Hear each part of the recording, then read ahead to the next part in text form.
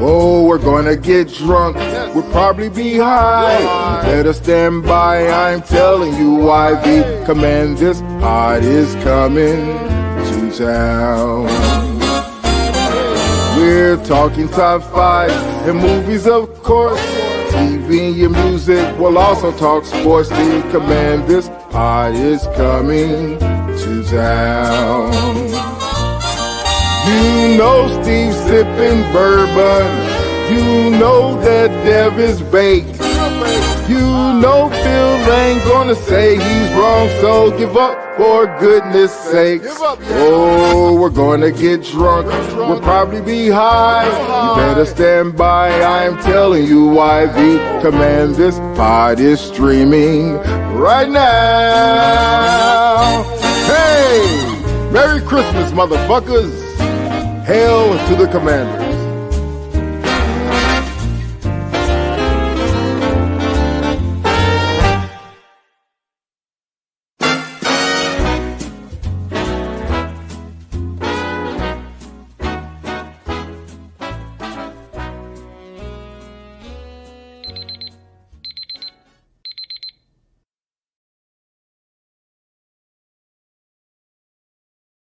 What's up, everybody?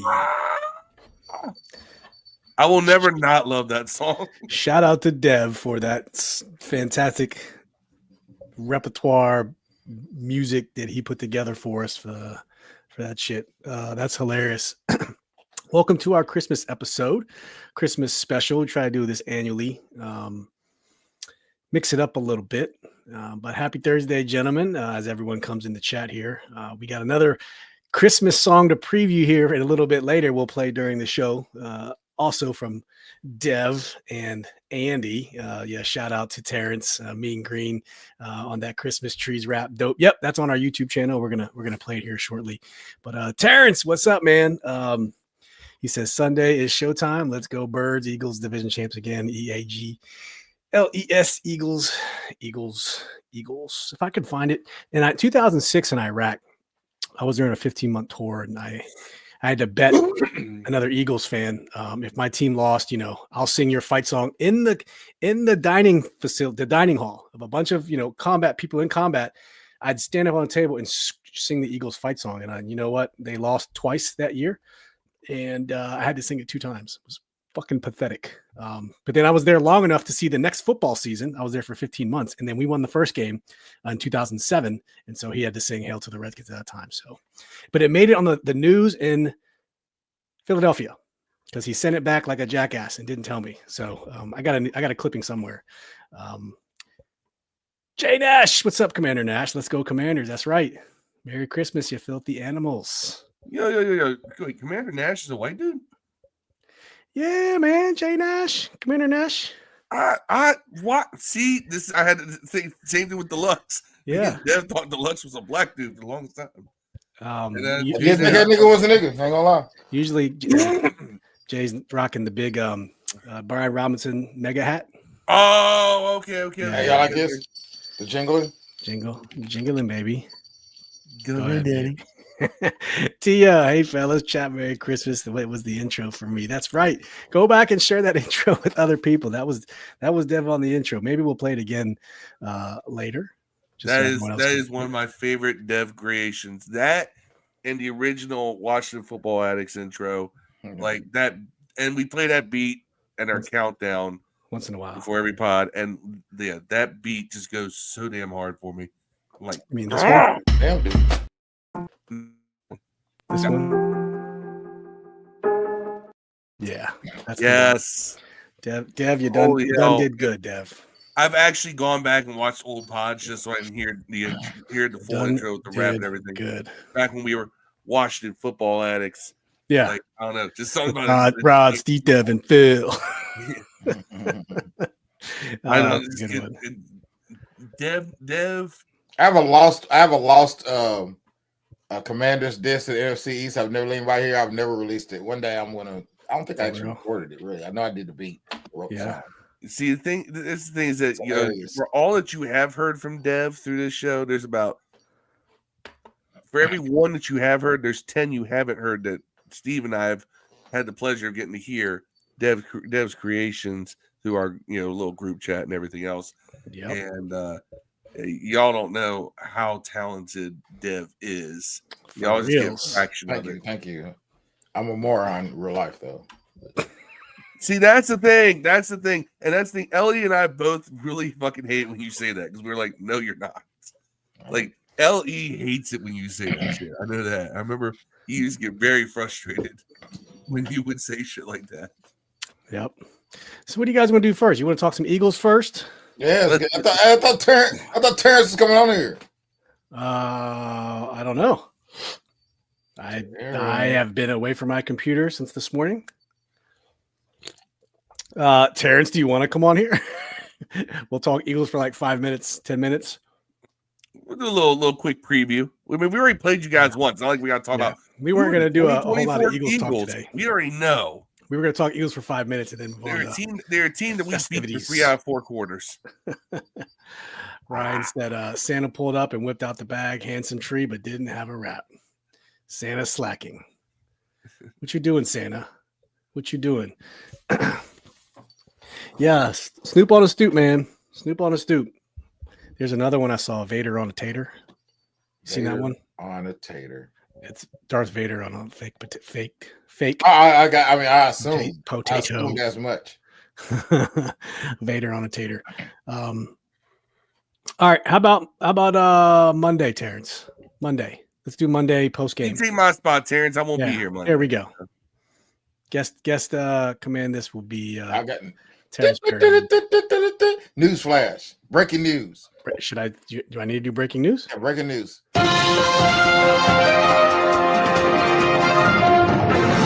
The Terrence Perry is going to be on the podcast Monday, 8:35 p.m. post game show. Win, lose, or draw. Terrence will be here, and I won't. I'll tell y'all now. Ryan. Go ahead, Phil. My lovely girlfriend her birthday is 2 days before Christmas, and because of that, she always had to have her birthday get wrapped in with Christmas.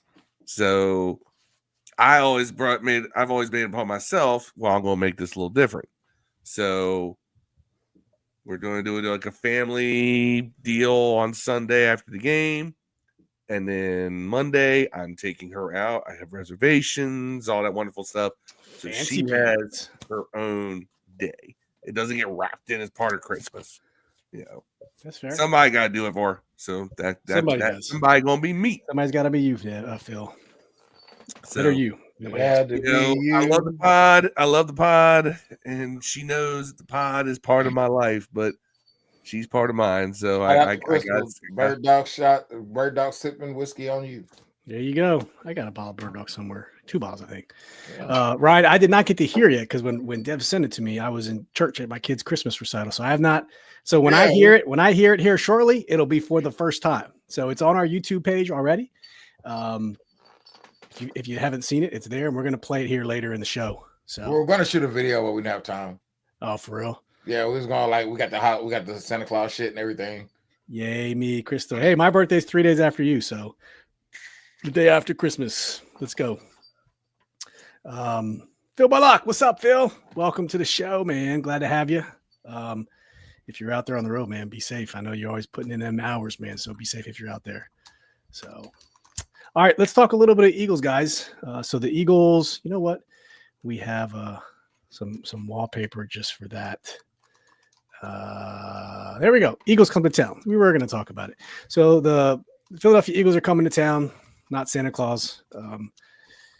Listen, the last time we played the Eagles, we had a hurt Jayden Daniels. We had no Brian Robinson. Those 2 things alone, I think, will make this game much different than the last. And even the last game was still kind of close till freaking Saquon Barkley blew it up and took us for what? He had like 2 touchdowns, like 150-some yards just in the fourth quarter alone, if I'm not mistaken. Is that how the fourth quarter went? The end of the fourth quarter where he just – Yeah, it was pretty much we held him. The defense did a very workmanlike job. They kept that game as close as they could, considering the fact the offense was doing diddly. To quote the great Jim Moore, They did Diddly Poo. Diddly poo. Diddly poo. And the all game because they had to hurt Jayden. We had no run game going. Yep. We only ran for 60 yards, or sorry, for 93 yards that game. And really, if you look at the box score, at the end of the third quarter of that game, we were winning 10-6. Problem is, we allowed 20 points in the fourth quarter. So that's where that game got handed to the Eagles on that one. I mean, you can only not move the ball and not score for so long before it's like, yep, you give up that game. And Saquon went off in the fourth quarter. Yeah. And Jayden didn't have a terrible game, 22-32 for 191. Had a touchdown, had an interception. Only ran the ball 7 times for only 18 yards, though. And Brian Robinson did play that game, but he was hurt. Ran 16 times for 63 yards. Austin Eckler was the top receiver in that game, 8 catches for 89 yards.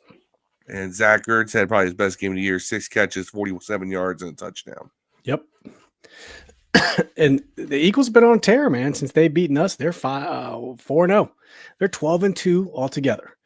They've won 9 in a row now. They've took care of everyone that they beat: the Rams, the Ravens, and the Steelers, and the Bengals. So they beat everyone of the teams we were playing this, that we played, that we struggled with. And I've been seeing a couple things, and I would love to hear your guys' opinions and the chat's opinion on this. Right now, I think the number is we are 1-4 against teams with a 500 or better record this season. And the rest, yes, 1-4. No, sorry. 1-4 against any team with a 500 or better record. All the wins have come against teams with losing records. Does that mean anything? Is what I'm trying to figure out. Well, that means we're beating the teams we're supposed to beat. Yes, but what about the teams that have 500 or better records? So it just means that no one is taking us lightly. Yeah, and you're starting to see people out there. We're still in the power rankings. Anywhere from like 13 and up. Jayden's off the charts, but I think there's something to be said about having only one win against teams with 500 or better record. And that's the Cardinals. If they lose again, that one becomes a 0. We have not beaten any team with a 500 or better record if Arizona loses this weekend. So that would make us 0-6. 0-6 against teams with winning records this year. 0-5, excuse me. I don't know. I'm just saying it's something to watch for. We are beating the teams we're supposed to beat, which is something this team hasn't done in the past. But for Sunday, like Ryan Elias said, I'm not as worried about this game as I was last game. We're healthy. We got a healthy Jayden. We got a healthy 5 to start. No rib injury. And Brian Robinson back. Although I don't think Brian Robinson is making the biggest impact as he was earlier in the season. But just having a healthy Jayden alone should make this game so much different. Healthy Brian Robinson, I think they have done a little bit. They're leaning on him hard, but Brian Robinson and Austin Eckler together are such a great 1-2 tandem, and there is a drop off without Eckler in the lineup. Yeah, in there, but I think a healthy JD makes Brian Robinson better too, especially off those read options. Yeah, and Ryan says, I feel the game was somehow winnable. Cliff Kingsbury came out today, and I don't have the tweet available, and said the same thing.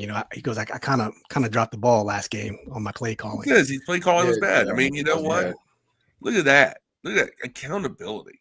I like it. Exactly. It's not blaming someone else's. Hey, he did say, you know what? Hey, we didn't. He kind of said, execution wasn't there either, but he didn't help by calling a bad game. And you know what? Cool. Yep. Because he didn't execute what you did ask him to do, but you also didn't ask him to do the right things. Yeah, having Allen back, by the way, and Eckler was going to be big down the stretch. Yeah, Troy Evans, thanks for popping in, bro. We've done pretty good in Allen's absence, but holistically, the run defense, man, they're still, while they are 15th in the league, they're still struggling. I believe it's not that number is kind of deceiving. the thing that's going to make this game very interesting is that now you've got And Lattimore. Devontae Adams is healthy again, but look at it this way: AJ Brown was limited to very little against Mikey Samerstill, and now we got There's no Marshawn BSJ covering AJ Brown. and now we got Marshawn Lattimore. Yeah, so I think the passing game is going to be okay. You know, I think we'll be okay. Phil Bullock says we're about the same as them, except they're 12-2. We're not. But like Tia said, we've been competitive in all those games. Most of those games we lost. So to the Ravens, it was 23-30. That was a close game. To the Steelers, 27-28. The last Eagles game, which we said it was close all the way to the last 4 minutes, 18-26. So yeah, the games have been all pretty darn close, even with those good teams. So I don't know, except for that first Buccaneers game where 37-20 they kind of beat the brakes off of us. But And I think that was our team. Really, that was their real. they were figuring out what the hell's going on. Really feels like that was the preseason game they didn't get to have this year because that was the fourth now we game. have the shortened preseason. Yeah, Phil Bullock makes a point. We've been struggling. I want to say our third quarters have just been bad on defense. But against the Saints, it was the fourth quarter. Yeah, second half in general. The Saints game, okay, yeah, we allowed points in the third quarter, but we still dominated time of possession. Yep. We played. It was just they got off that trick play. They got off that touchdown pass that wasn't a catch to Kamara, in that game off Cedric Wilson. I mean, they had to go to a wide receiver option pass to get that. So, other than that, though, I feel like the fourth quarter has been kind of our Achilles heel. When the offense is not clicking, our defense can hold it for about three quarters. If the offense goes quiet, suddenly the defense can only hold up for so long. Right. Yeah. So there is a lot of synergy between offense and defense. When one plays well, it helps the other one. Terrence says they have a healthy team too. Devontae was limited in the last game with a hamstring. The defense was clicking on all cylinders. Now there is the whole Mike Sirianni. If you haven't seen the clip, Sirianni going after Jalen Carter, and then the position coach gets in front of him and stops him, which just from the outside looking in, I'm a head coach. You get the hell out of my way, position coach. If I'm going to talk to my player, I'm going to talk to my player. I think they chalked it up as, attitudes and, high energy on the field. But, man. Sirianni is a ticking time bomb. Can't fire him. He's 12-2. He's a time bomb, though. That dude will implode. You think so? And here's the thing. He implodes the worst times. Yeah. And that's why the Eagles didn't go to the Super Bowl last year. That's why they kind of fell apart in the second half of last season.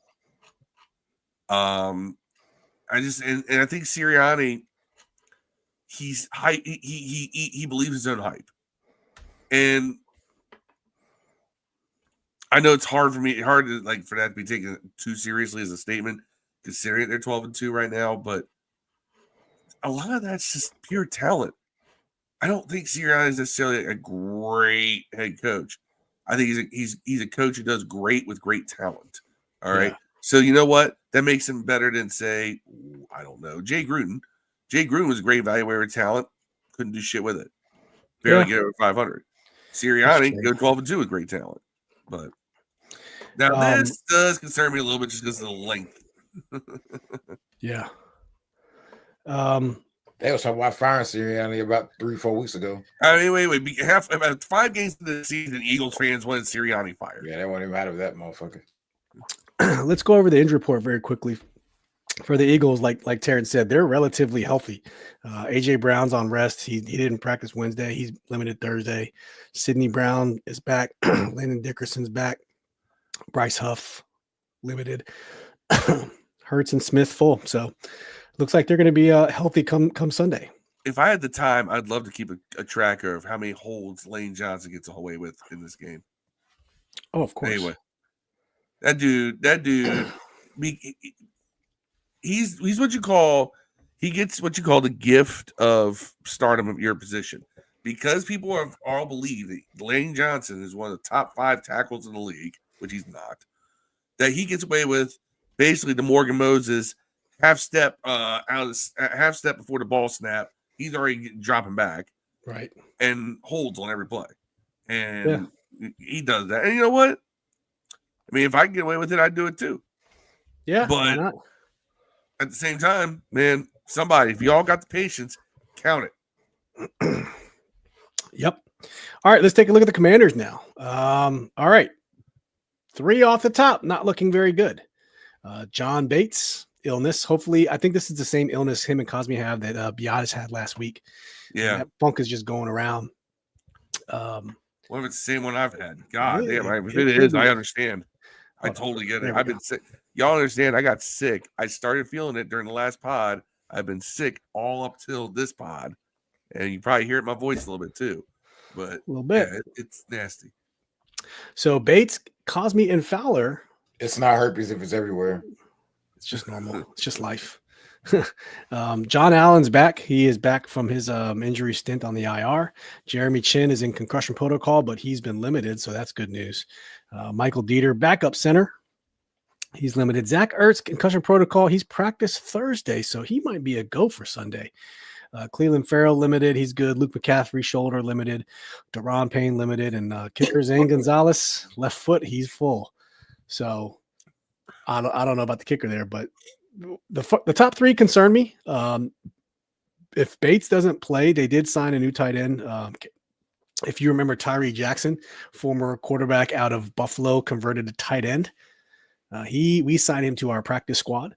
So if he can't go, it looks like it'll be Sinnott, Tyree Jackson, and if they call up Colson Yankoff, he's the only tight end on the practice squad is Colson Yankoff.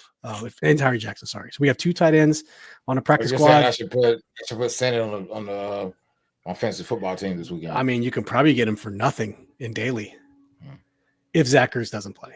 If Zach Ertz plays, it'll be Ertz, Bates, and then Sinnott. So we'll be okay. But pay attention. I have a feeling Allen does not play. Allen? Yeah, Allen's not going to play till they already said it could be, he's just getting his condition, getting his legs back underneath him. But we'll see. They already said he's not playing on the radio. Yeah. Terrence said Eagles had no discipline last year. This year we do, and the head coach knows his role to walk the sideline. So real question is, what do you do with Phil? Fedarian Math is going to get cut. Dude. Yeah. He's crazy. He's not going to survive. I didn't see him play that bad. Like he's been healthy scratches multiple times this season. I know, and it seemed like they just started because the beginning of the year that's kind of leaning on him. I felt like, but hey, maybe that's credit to how good Jazar Newton is doing. Yeah, and he's a leftover round pick, and they're like, I like Jazar Newton in less snaps too, man. If he can get him down from 32 snaps a game to about 13, 14, I feel better. Terrence said Bryce Huff is not playing, still risking his wrist that had surgery. Okay. Is he might be one of those, designated for return, just like John Allen. Okay, I get it. I didn't see the little upper arrow. Okay. They just can start practicing Bryce Huff. Now with him. Yeah. What's up, Deluxe? Good evening, all. Said, isn't Johnson the player who false starts with kicks that? Yes. Him, the right tackle off the Chiefs, and the right tackle off the Ravens. Do it every play. They do it every play. I call it the Morgan Moses syndrome because Morgan Moses did it every single play when he played for Washington. Every single play. Who's the backup right guard?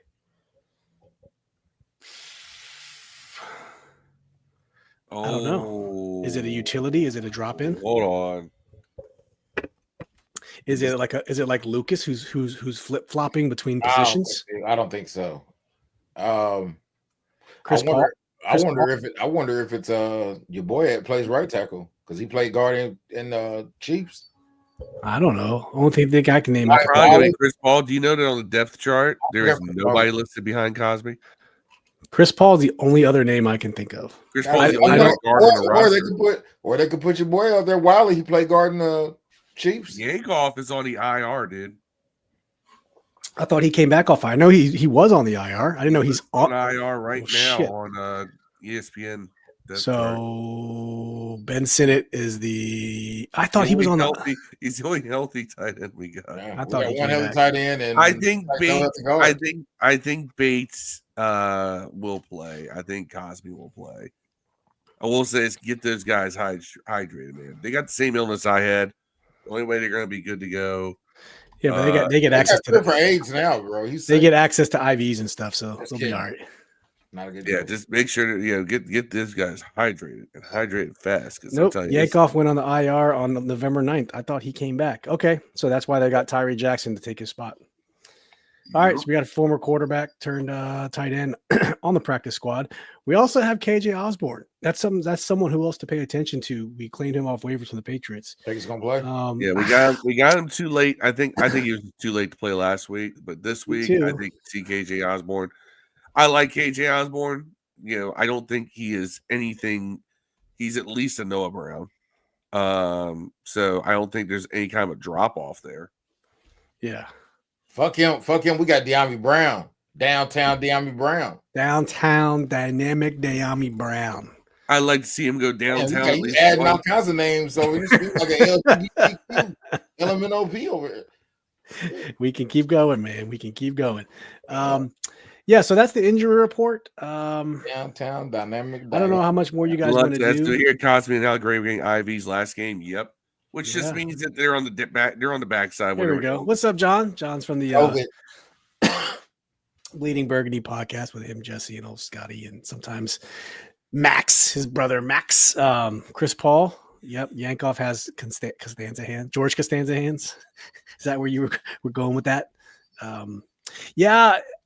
I don't know about Osborne's impact tonight. Less impact than McCaffrey. McCaffrey doesn't have an impact yet either, which is crazy. I think McCaffrey as a kick returner is quite good. I'd like to see him. I mean, I think he makes plays back there. So, you know, let him get some reps in the pass game. Let him do his kick returns. He has utility there. Also, it helps that I hope he maintains it so that whenever we get Eckler back, he doesn't have to do it. Even though Eckler was good at it, in my opinion. Yeah, but I think McCaffrey averaged almost 30 yards a return against the Saints. I'll take that. There was a couple times Eckler shot a touchdown. One time he did, when they caught it back. Good luck said you hear Cosme Alligator getting IVs. That's what I was just talking about. They have access to that medicine where you and I don't. Although you could give yourself an IV. It was marinara sauce. If you wanted to. Jim Sleazy. What's up, Jim? Jimmy Lee from the Bronx, NYC. John and I agree on this one. Like Crowder, good hands, good routes, instant trust with JD. Crowder does. It's funny because Crowder, we saw him do this. He makes those. He's that small slot receiver. He's small. He's not that small, but you know, he's a slot receiver who makes those catches over the middle, and he'll take those hits all the time. I loved him when he was with us around the first time. And I think he could do some good things with Jayden Daniels being kind of that, you know, that short intermediate route guy, you know, making those 8 to 12 yard catches over the middle. I think he is that kind of a guy. Yeah. I believe. Said Crowder's the third. Oh, shoot. My bad, Jimmy. Harlem. Let me check myself, man. Harlem. I'm not going to do the shake, though. Dipset. Represent Diddy. Does Harlem claim Diddy? Harlem don't claim. That's all I'm saying. Dipset. Take that. Harlem claims Dipset. It's Dipset. Hey, here we go. Take that. Crowder's a third down specialist. He's got hands. He made that. We watched the film on Monday, man. He made that one. JD threaded the needle on that one catch, and he knows what he's doing. Yeah, he knows what he has to do. That's right. I'm telling you, I just want either De'Ami or Luke to blow up this weekend. I don't care who it is. I prefer Luke. Someone else step up and be a true wide receiver too. That's all. That's all I ask for. And that's why I have hope that KJ Osborne maybe I'll fill in that role. Yeah. Oh, Terrence says 145th and Broadway, Jim Sleazy. I'm guessing that's where Terrence hailed from. And Dev's getting compliments. Wait. Hold up, what? 145th and Broadway. Why do I know that address so well? Is it a song? I don't know. Terrence is just spitting off addresses. 100 in St. Nick, 15th in Lenox. I don't know what these reference to. Oh, it's a Dipset reference. Ah, okay. I thought we were going. I was like, hold on, I know this. I thought that's where we were going. That's a Dipset. I was like, why do I know that? I thought it was a Locks reference, but I'm tripping maybe. Nah. Do we want to do some predictions here before we? before we you guys want to do some predictions? Very Oh, quickly. you got any odds? Jim Sleet says 1.2 Yeah. 139 Linux. While I'm The pulling one up, I know is Big L. 139 Linux is the danger zone. while I'm pulling up the odds, y'all make sure please you hit that like button on YouTube. We would be extremely appreciative. Hold his own. And I'm gonna pull up these little bit of odds here. Your boy won 2K last weekend. Oh snap! Oh snap! You did, Phil or Steve? I No, did Steve 2K. did. I didn't cash Hell out. yeah. That's gonna go. I already put it. Paying off credit cards. It's My already girlfriend gone. Came one play on a parlay away from winning $4,000. Nice. Okay. Yeah, the problem is he put Trey McBride to score the first touchdown in his game. And I was just like, that's a bet. All right. Jayden Daniels, 225 yards. Yeah. Over. Yeah, I think Over. Hold on one second. Let me look at the. So for the before 3.5, I do that, right? the Eagles are 3.5. first in the NFL at points allowed. First in the NFL for total yardage allowed, not allowed. They are first in the NFL for fewest yards allowed, and they are fifth in the NFL for fewest passing touchdowns allowed. They are seventh in the NFL for rushing yardage in the NFL, and sixth in the NFL for rushing touchdowns allowed. That's just nuance. They have the number one defense in the NFL for points allowed. Yeah, but not a lot. They're damn near Which is all that matters, I guess. And their offense is ranked 8th in total points scored, 6th in total yards. So it's rushing. We're better than that. It is, and their rushing yard. They are number one in the NFL in rushing yards and second in rushing touchdowns. You know, What they are 28th. They are 28th in passing yards. 28th in passing yards. There you go. So, and 32nd in passing attempts. They just don't pass a lot. I think that's where that off with their run when they do pass. Yeah. Big plays. That's kind of how Kirk Cousins got successful early on. You know, run, play action. Oh, hit the pass.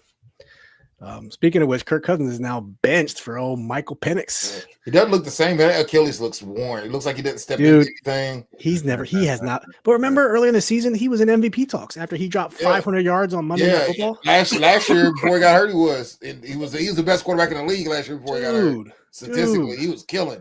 But it's just that leg. You can watch the games, man. He doesn't look like he follows through on any passes. He looks timid. It's really crazy, but he's at the age where a lot of quarterbacks fall the fuck off, man. Like he's never had a lot of athleticism that he can rely on. I think his career is about to go the way of Alex Smith's towards the end. Man. He's gonna go. His next team is going to be towards a semi-contender who's ready to compete. Man, he doesn't, then he's just going to pull the ball down and get the easy ones anymore. It's crazy. He looks like a shell of himself, man. I hope it's just confidence. Yep. And the coach said that he wasn't benched for his play. He was benched because he doesn't he's kind of lost. He doesn't. He's not getting. He's looks scared out there. Looks like he's worried about that leg. So man, I hope he's all right. I like Kirk. I'm a Kirk fan, bro. Yeah, I am too. Remember him and Russ were neck and neck, and now you're they're not even saying. Russ got him now. Russ got him this year. I'll be at the Falcons game next week to see Penix. It's been flexed to Sunday night. You're tracking it. Sunday night. I'm still gonna be there. Okay. Gonna be at 2 in the morning. I mean, money's already been spent. I'm not bailing. But nonetheless, I will get to see Michael Penix, who I did like coming out of college. Love Michael Penix. We did a whole. I was a big guy on Michael Penix. I had Michael Penix winning the Heisman, dog. Till I actually watched Jayden Daniels, and I was like, "Well, this guy's gonna." I think Kool-Aid turned me on to that. I was Michael like, "Man, this guy Michael Penix winning the Heisman." So good, dude. Watch him. He did more with less. Jayden had so many weapons. Michael Penix didn't have a whole lot of anything. He had Roma dudes. He had like 2 or 3. He had Rome. That's it. He did. Brian Thomas Jr., Malik Neighbors. There was a third wide receiver too who was really good. But he's not a runner. And Jayden was a runner. So he was he's a pocket passer. That's all he is. Penix was a guy who can move in the pocket. He was very mobile in the pocket. He was not a runner. He had like 20 yards rushing. He runs like a 4.4 though. He does. But remember, two busted knees too, 2 reconstructed knees. John said, give Saquon the Saturday night Galooly. He had one good game. Ryan said Achilles is done. I think he rushed in his return. Yeah, man. Kirk resembled hold on. Mayo No, or Miracle Whip. We're not going. We're not going. We're interested in the John Not Taman for us. with the quote of the night there. The Saturday I night don't know the reference, so please enlighten us. Okay, Galooly? this is taking it back. Saturday, you know who Jeff Galooly was? No. That was Tanya Harding's boyfriend. Oh, He was the one orchestrated the kneecapping of Nancy. I'll Kerrigan. tell you, by the way, it's classic. Yeah, watch.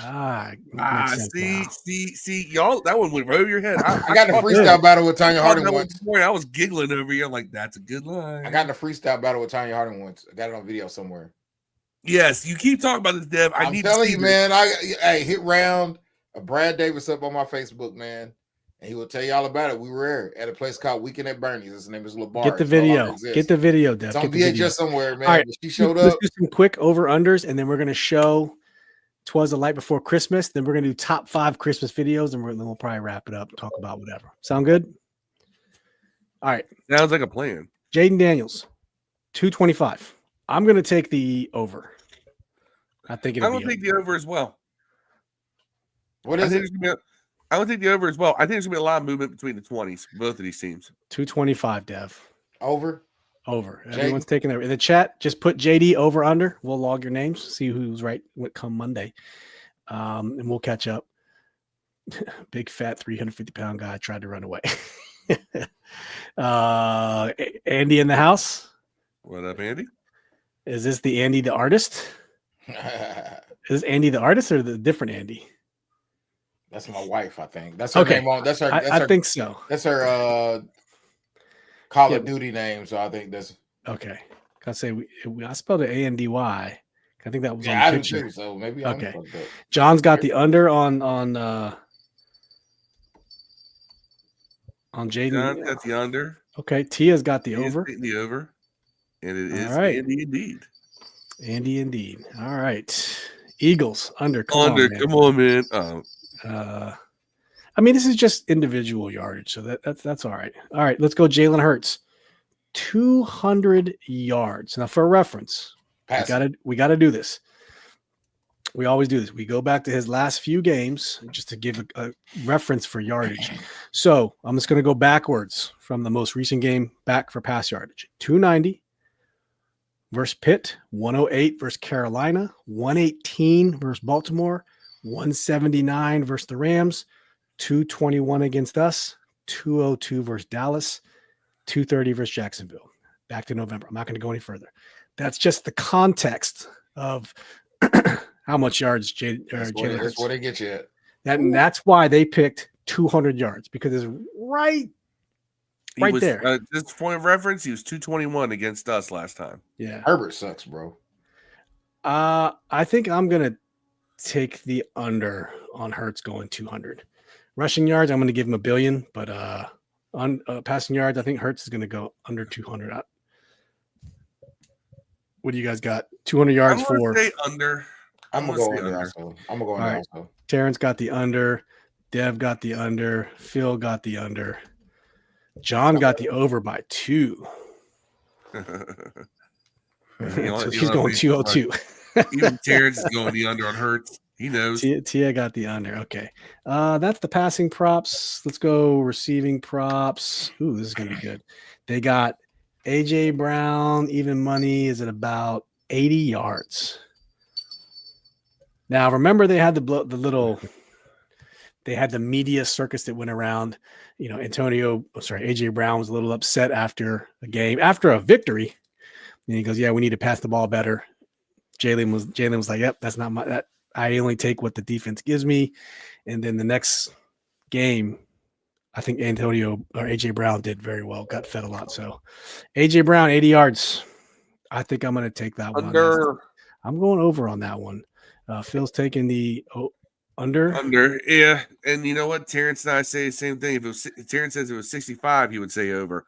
I'm the same way because I think he got 65 against us last time. Oh, you know what? And we got Marshawn Lattimore. What am I doing? I'm going to take the Lattimore under. back. So I think Brown. I'm going with you. I'm going under also. Under John's taking the under. Okay.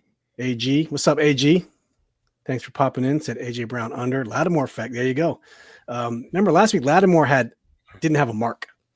I don't know what you would call that in any other sport. He had no marks, no targets. I think Was he responsible for the touchdown pass at the very end of the game? No, he was not. He was on the other side of the field.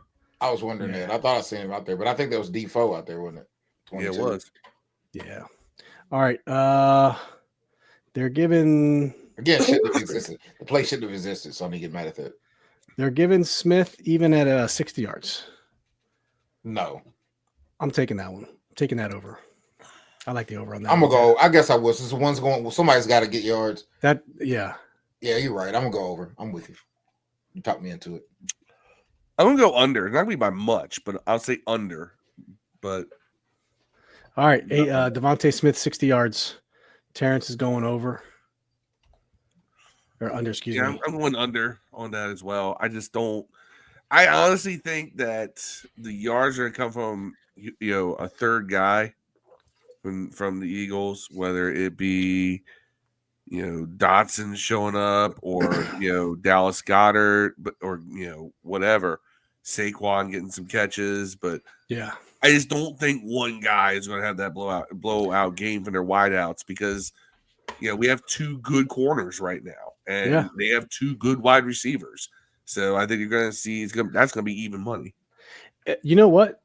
So DraftKings doesn't even have a Terry McLaurin prop yet. They only have De'Ami Brown, and I don't even want to do it. What is it?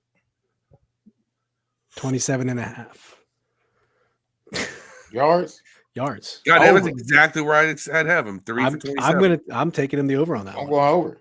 I'll take it. You know what? I'm going to ride y'all's anytime touchdown. I'm going to ride y'all's bandwagon. We're doing it. So De'Ami Brown, 27.5 over. Nah, ignore Phil. Phil said under, man. Ignore Phil. I said over. Ignore Phil, dog. Ignore Phil. I said over. We ain't got no room for bandwagoners on De'Ami now, man. Yeah.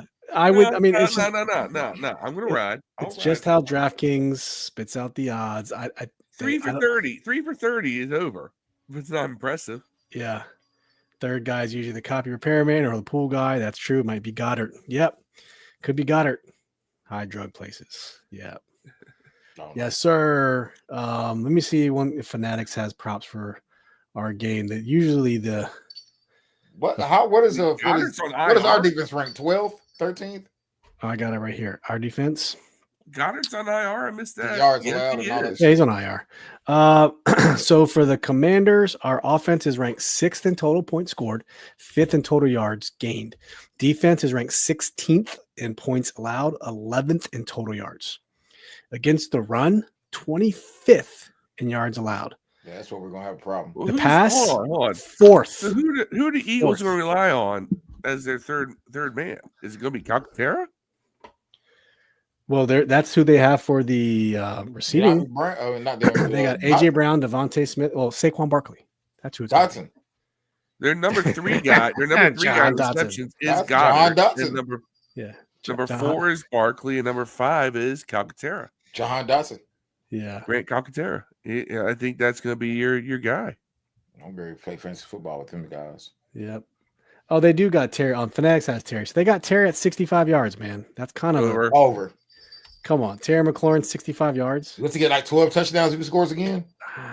That's an easy over, man. He might. Terry, we haven't talked about this. Terry might get all pro, bro. He's going to not first team, but he might make that second team all pro. That might happen, bro. He might make first team. Wow. It's going to be close. Yeah. He's got the numbers would support it, but I don't think he's going to make it over Chase and Jefferson to kill him, bro. He's got more touchdowns than Chase. He does have more touchdowns than Chase. And Burrow has 38 of them. So it's kind of. Yeah. I'm telling you, man. I think. Here's the question: is Terry elite? He's having an elite season. This is a running joke. Yeah, he's on the cusp. This discussion we have every. He still gets caught from behind. We know that. No, on John's show on Bleeding Burgundy, it's also a very heavy discussion because Jesse believes Terry's outside of the. I don't think he's elite yet. He's on the cusp, but I don't think he's right. This year, he's really kind of shown that he's belongs in that conversation because the consistency has never wavered with him. If I were to compare him to, that's what's up. If I were to compare him to an NBA player, he'd be Brunson. Jalen Brunson. Yeah. This one's Brunson's all pro, all NBA player. Frankfurt, Kentucky. Basil Hayden's from Frankfurt. That's about 25. That's about 35, 40 miles from my hometown. You know what's funny? I think Terry gets more respect outside of Washington than he gets inside of it. Absolutely, because we watch every snap. Just this year alone. Before that last year, I always felt that though. I always felt that other teams' fan bases always like, "Hey, you got this great wide receiver in Terry," and our fan base is like, "Is he really great?" He's great. He's not elite. Our guys. He put about 3 more. Terry's one guy I think that our fan base underrates. He put about 2 more of these seasons back to back, and maybe we say honestly. When you go off just stats alone from the external party, he barely broke 1,000 yards every year except for that one year where he had 919, then he had 1,200, then he's been at like 1,012, 1,015. So it's hard to say someone is like a superstar because 1,000 yards is the average starting wide receiver that plays every game. I think a lot of people are much more forgiving because of the quarterback play. Yeah, it's an asterisk, but you could put an asterisk on a bunch of people in the league. That's all I'm saying. You could. Terry's at 969 already, right? Yeah, this is an anomaly year for him. This is an anomaly year for him. And not really. Until you do it again, and it's an anomaly. This is like Alex Smith. Alex Smith had one good year in his career. He said, "Okay, let's back up here. First year, 58 for 919. 919. Yep, that was his first year. Yep. Second year, 87 for 1118. Yeah. I mean, nobody said he had a bad year. We're saying 87 third year, 77 for 1053. Fourth year, 77 for 1191. Fifth year, 79 for 1002. And in this year, 68 for 969. Season ain't over with. And the touchdowns this year. One area that has jumped up considerably. Touchdowns. Is touchdowns. Everything else is on pace. Yeah. I think he's gonna break those numbers. His 17-game average is 81 catches for 1131 and 7 touchdowns. All right. He will that's his 17-game average. All right. That's 14 yards a catch. I would love to see 81 catches on 17-game average. That's pretty freaking elite. I'd love to see him get 100 grabs this year. That's 32 in 3 games. That's elite categories. I mean, Pierre Garçon got that one year. Yeah. Fucking Jay Gruden, dog. You know what I'm saying? Well, fucking Jay Gruden. I don't think he's going to get 32 catches in 3 games, but he might touch 90. 22. An elite receiver could. We don't throw the ball that. We have too much of a balance. Oh, Phil Bullock's going to the Philly game. Phil, you better report back, man, and you better wear burgundy and gold. Better have one of them Pope mobiles. Yeah. Yep. Terry has always got respect from other fan bases. Yeah. So don't make fun of that fake superhero statue of Rocky. It's really hard to say someone is anything without the numbers to prove it, because in the NFL, it's all about production. You could be the greatest player in the world, but if you don't produce numbers, you can't be considered. You know what I mean? Like 1,100 yards is not elite by any means. That's just very good. 1,100 yards. It's not averaging over 6 years. That's different. That's different. You're consistent as fuck. Story. Are we saying elite for his career? Are we saying elite just for this year? Because the previous years, I'm not signing off on it, man. I love Terry to death. Can't say it. He's elite. All those, cumulatively. Remember, we showed that stat. He's one of 4 players to ever get 900 yards and 50 catches. 4 players in history. AJ Green, Mike Evans, Terry McLaurin, and Randy Moss. Nobody else has done that. So for career-wise, you could make an argument Terry's kind of damn elite. That's why I make that argument. Elite is not a one-season thing for me. But seasons 1 through 5 individually, absolutely not. Just good. No, it's really good. It doesn't fall off. Collectively, no matter who's throwing him the ball. The story's not over yet. And you know what's crazy with this year? The first 2 games, Terry was non-existent, and he still has these numbers. Remember that? Yeah. First 2 games of the season, he played, but he had like nothing. He had 8 catches for like 39 yards. That's it. And he's still producing these numbers right here. So this is why I had a slow first 3 games. Yeah. This year, you could argue Terry is, Easily. He's on the all-time best level right top now. 6 or 7 this season. Shit, he might be top 3 or 4 this season. Yeah, I'm just saying at the floor. He's gonna slide into the All-Pro. What's up, Fred? Fred was at the game in New Orleans last week. He flew down. That's what's up. Glad you got to have a victory there, Fred. Good to see you as always. The resident expert in the Washington Football Addicts Facebook group. Technically, there's only one person with that label, and it is Fred. Who the fuck gave him that label? By the way, I don't know. I think Rod must have, because I'm like, props to him. Like one day I was like, who slapped that label on him? So I think that's it for the over unders. We can do rushing real quick, and then we'll move on to the video. So for rushing, Saquon Barkley, 95.5. That's high. Over. Yeah, I'm taking over. 95 WPGC 95.5. So 95.5 yards for Saquon Barkley. I'm going over, but I think he gets hurt, man. I think he don't play a lot. That's a prediction. No, I do. I think he gets hurt. That's the only way it stops him. But I think he gets hurt. Every time he gets a lot of carries, he comes out the game, man. Yeah. He does all his damage first half, then he comes out the game. He's like Brian Robinson's like that too, man. He's gonna play good for a quarter, and he's gonna be hurt. Anytime he's playing well, he's gonna get hurt. All right, Terrence going over. All right, I'm going over also. All right, Saquon Barkley 95.5. Put it up there. Let us know what you got. John says, however, a thought, scorpion in the jockstrap. Yes. Or Ben Gay. You seen the movie Lucas? Seen that movie Lucas? Oh, God, that's a reference. Damn, I haven't thought about that movie. So there's a movie Lucas where they were playing high school football. And he was like it's like a Rudy movie, right? It's who's the kid? Sean Astin, right? Isn't Sean Astin in Lucas? Never seen it. It's an 80s movie. No, it's not Sean Astin. It's the guy from Goonies. The other kid from Goonies. That's the kid. Right?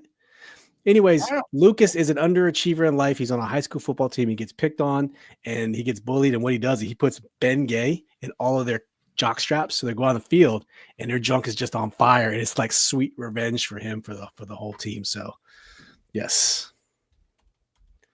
Let's see. Lucas movie. Yeah, it's Corey Haim. Sorry. I knew it was. License to Drive. From Gremlins. Nigga, all you do is say from Gremlins. Corey Haim. That's Feldman. That's Feldman and Gremlins. I'm sorry. Yeah, Feldman was a good. Corey Haim is a License to Drive. License to Drive and fucking him and Corey Feldman did Vampire. What's that? Lost Boys. Lost Boys. Yeah. Lost Boys. Yeah, Lucas. Icy Hot. Icy Hots on the nuts. There you go. Fred said, I got a notification for becoming a group expert. Man. I sprayed perfume on my nuts one time. The worst thing you can ever do. Don't do it. Burn. Fred said, I got a notification for becoming a group expert. The more you know. What my level of expertise, what else would I pick besides Madden rating relations expert? That's right. For a while there, we would judge people off their Madden ratings, remember? We acquired someone. Like the Jets owner? I cannot believe he came out and said that, bro. That's wild, right? Yes, that is wild. Icy hot on the nut, not pleasant. On just on Uno nuts? So I used to use, if you ever use a thing called Tiger Balm. Yeah. Used to use that stuff was fantastic, dude. Smelled like shit, but smelled like old man. I love some Tiger Balm. Sometimes. Tiger Balm is great. Yeah. Great. Better than Icy hot. All right, Saquon. Let's do Brian Robinson, and we're going to call this a game. So Brian Robinson, 65. Under. Over. I don't trust him. Over. That's about where he's going to be. I'm going under. Phil's going over. Dev's going under. I think it's going to be a combined attack with a healthy Jayden now. I think he gets over 65 yards total. I just don't think he get it. Phil Bullock over. All right. I think we'll have to pass. John says under 61. Yeah, I think we're gonna have to pass too. That's the problem. AG's taking the under on B-Rob. All right. Do you guys want to do predictions for the score? Yeah, I'll go first. 20. Hold on. Just for the record, it's a Eagles by 3.5 points. Over under 45.5. 24. Ooh, that's at home, so it's pretty much Eagles, a pick 'em. Eagles 24, Washington 17. We're at home, so 24-17. I think we lose. Okay. 45.5. Hopefully don't lose, but Let's go. Damn, John Taman going with the blowouts. Damn. Man. Like if we win this game, that puts we're guaranteed in the playoffs, right? Yeah. Well, we win, more, and if I think one or somebody else has to lose, and we're in. All right, I'm going 31. No, that's too much. That's too much. I just did my math. There's no way it's going to be that high of a scoring game. John Taman says 45-10 Commanders. His predictions brought to you by Kettle One Vodka. Good brand. You love me some Kettle I'm One. I'm going 27-24 Eagles. But yeah, prove me wrong, motherfuckers. Prove me wrong. Yeah, we win. John wants some C-Rod. Commanders 45, Eagles 10. Hey, John, you know what? Boom, we're logging it, brother. Man, if that happens, it's going to turn so much shit in this league on its 45-10. Let's go. We will do it. We will do that. I'm gonna act like a fool. And Terrence, I feel sorry for you if it's 45-10 on Monday. But is that gonna happen? Probably not. Tia says 2017. She got a low scoring game. 2017 Washington. What's up, Marcus? Marcus Sports View 2 on Facebook. Make sure you go check them out. And remember, hey, we're going to play a preview here in a second of 'Twas the Light Before Christmas, Dev's world premiere, Dev and Andy Christmas song. And then we're going to get into our top 5 Christmas movies. So stay tuned. We're going to wrap up the show with that. We got Marcus with 24-21 Commanders. Okay. Hold up. AG says Washington has not played well, especially at home. We have a better record at home than we have on the road. We're 5-2 at home. We're only 4-3 on the road. I mean, we play well. All of our blowouts have been at home. Yeah, but we play like the Carolina fucking Panthers and shit. Crystal, 24-20 Commanders. Terrence, 24-20 Philadelphia. Listen, I'll bring it up again. AG wasn't here. We're 1-4 against. I'm sorry, 1-4 against teams with 500 or better victories this year. We lose. The Arizona loses. We lose this weekend. We're 0-6. 0-6 against 500 teams or better. So let's hope that's not a thing. We've been competitive in all those games, but it's a stat people are going to talk about. So, Phil's in the robot world. I'm not anymore, am I? All right, now you're back. Okay. So, this is going to be a weird one. 23-19 Commanders. 23-19. Got it. Phil, 23-19 Washington. Deluxe doesn't make predictions, but he says we are winning a close one. AG, you must have missed the Titans game where we won 42-19, and that was at home. Yeah. Don't play well at home. But other than that one, that might be the only one that we actually played well at home, right? No. Since then? Since when? Well, I got the entire. Well, Dallas was only 3 weeks ago, but yeah, I mean, not act like that was like 3 months ago. Bears and Panthers were good, but Bucks, that was the at Bears Bucks. game. We just didn't put the ball in the end zone, right? Browns was good. Panthers was good. Bears were good. We lost to the Steelers by 1. That was gifted to them on that stupid call where they said Ertz didn't get the first down. All right, we beat the Titans at home. Dallas didn't necessarily play well. We played the Eagles and the Saints on the road. It's really just the Cowboys. It's really just the Cowboys we didn't play well at home. And we don't play beat that the well Browns by 21 at home. We beat the Giants at home. Where is this we don't play well at home thing? I mean, we played one bad home game. Yeah. Really. And that was the Cowboys game. We still should have won that game. Yeah. 2 kick returns in 2 minutes, 3 missed kicks. Kicker don't make the extra point. But this is a true statement. Carolina was the only complete game. The quarterback didn't play that one. One drive. Yeah, true. And a normal full week will make a difference. No, I would say the Browns game. The Browns game. Browns was pretty complete. Bears was not. We outgained them by double. Yeah. in yards. Titans was We pretty good outgained too. them Yeah. by- There you go. We had 434 yards of offense. They only had 212. We There you won go. by 21 points. That wasn't a complete game. That was a complete game. All good. All right, guys. Excuse me. Are you guys ready to see the world premiere of "'Twas the Light Before Christmas"? Yes. Let us go. Let me pull it up here. And like and subscribe, folks. Like and subscribe. Like and subscribe. This is coming off our YouTube page. Once this video's over, you'll be able to find it on the. I'll put this link in the stream right now. If you want to go and watch it, you can catch it here. But for right now, here you first. can catch it here with us. World premiere. Let me get this banner off the screen. World premiere video. There's a storm. EPMD, it's a world premiere. Illuminati. Clue. I had DJ Clue Desert Storm 95 mixtape. I got it down in Norfolk, Clue Virginia. bomb. Oh man, here we go. Who dropped a bomb on him? All right, you guys ready? Without any further ado, "'Twas the Light Before Christmas" by our own Dev and his wife Andy. Let's go. We got one night.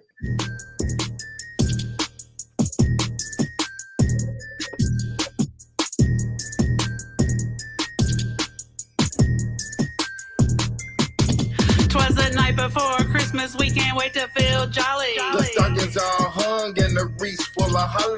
The kids are all asleep and their toys all wrapped. Headed for our stash box to start our Yuletide night. Reach for a pipe, Morello's and my light. But much to my dismay, not a nugget in sight. Couple roaches in the ashtray, and now I'm feeling tight. It ain't Christmas unless I'm puffing on this old holy night. You had one job. Now what are we gonna do? One job, How Dev. are we not gonna have any tree on Christmas? This is terrible. This is the worst Christmas of my whole life. I've never not had a tree on Christmas. When all of a sudden, then came a clatter. We spilled our eggnog trying to see what's the matter. Looked out the window, we couldn't believe. It was 8 reindeer looking back at me. It was Dasher and Dancer, Yeah, Prancer and Vixen. Comet and Cupid. Even Donner and Blitzen. Then we saw Santa, he was going through his bag. Said he got Christmas trees, but he didn't have wraps. This is terrible. Got an idea. He has the tree. Ugh. Yeah, He has the wraps. yeah, How about we just combine our shit together yeah. and make this Christmas merry? What do you think? Magic. Now we got the rap. And he got the weed. We invite Santa in to the smoke Christmas tree. We was dashing through the smoke. Even Donner was geek. I saw Dancer hit the Dougie, man. My Christmas complete. I saw Blitzen get blitzed. Even Dasher got ripped. Cupid and Vixen taking shotgun hits. I bet Rudolph wish he didn't miss out on this. Can't believe we got married with your boy Saint Nick. Man, this has been the best night ever. Definitely the best Christmas I've ever had. Just like the Christmas magic just kept happening. No one's gonna believe us when we tell them what happened. Santa sprang to his sleigh and yelled, ho, ho, ho. And away they flew. 8 deer in a row. I heard him yell out as they flew out of sight. Merry Christmas to all. And to all a good night.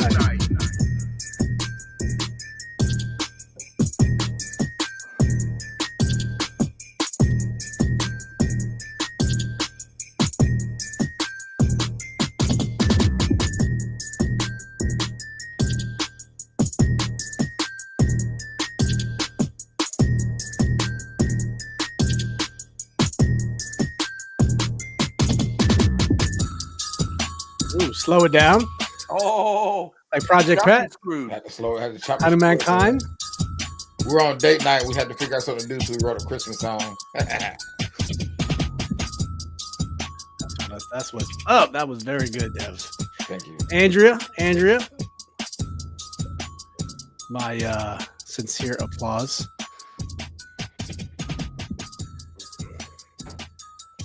We'll let it fade out here into the sunset.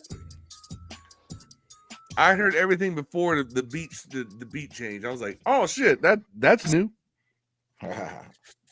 Freaking fantastic. I just want to give a round of applause to our own Dev and Andrea. Beautiful, beautiful, beautiful. Thank you. Bravo, bravo. Hip hip hooray. Hip hip hooray. You guys are doing very good. Ryan said, Dev, how much sex afterwards?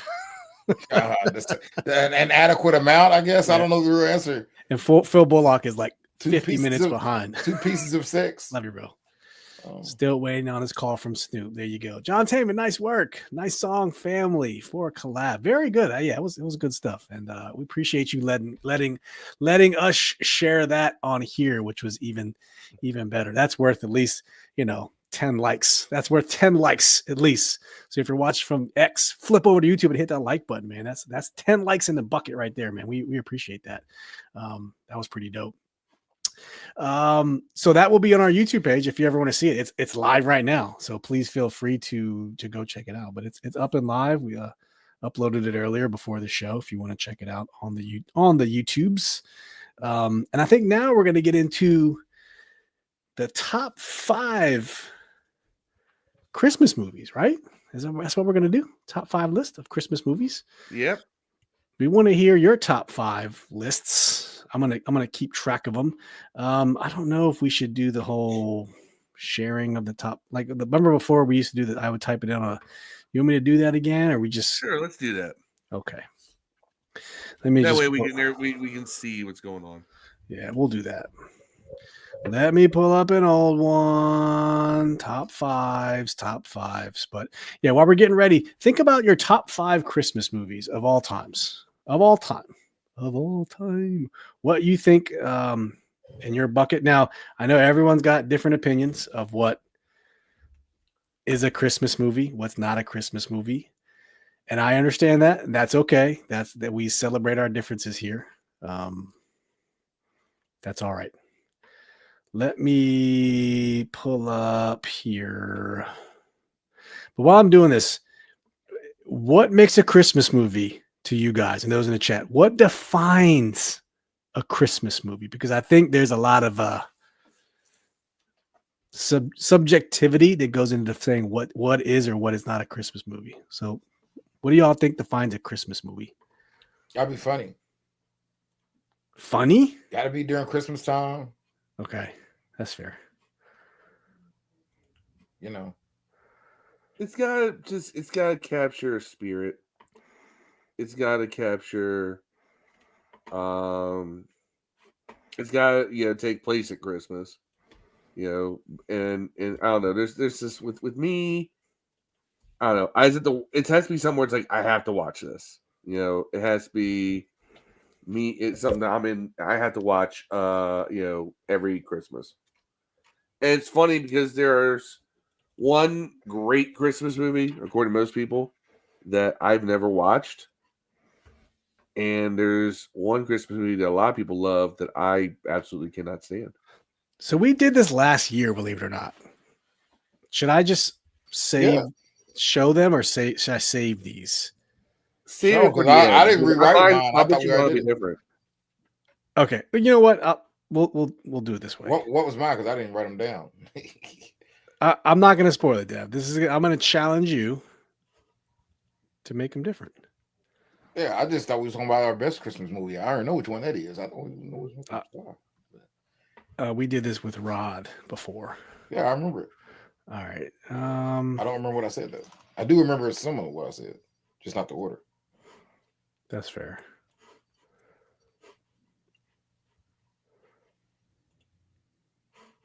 All right. There we go.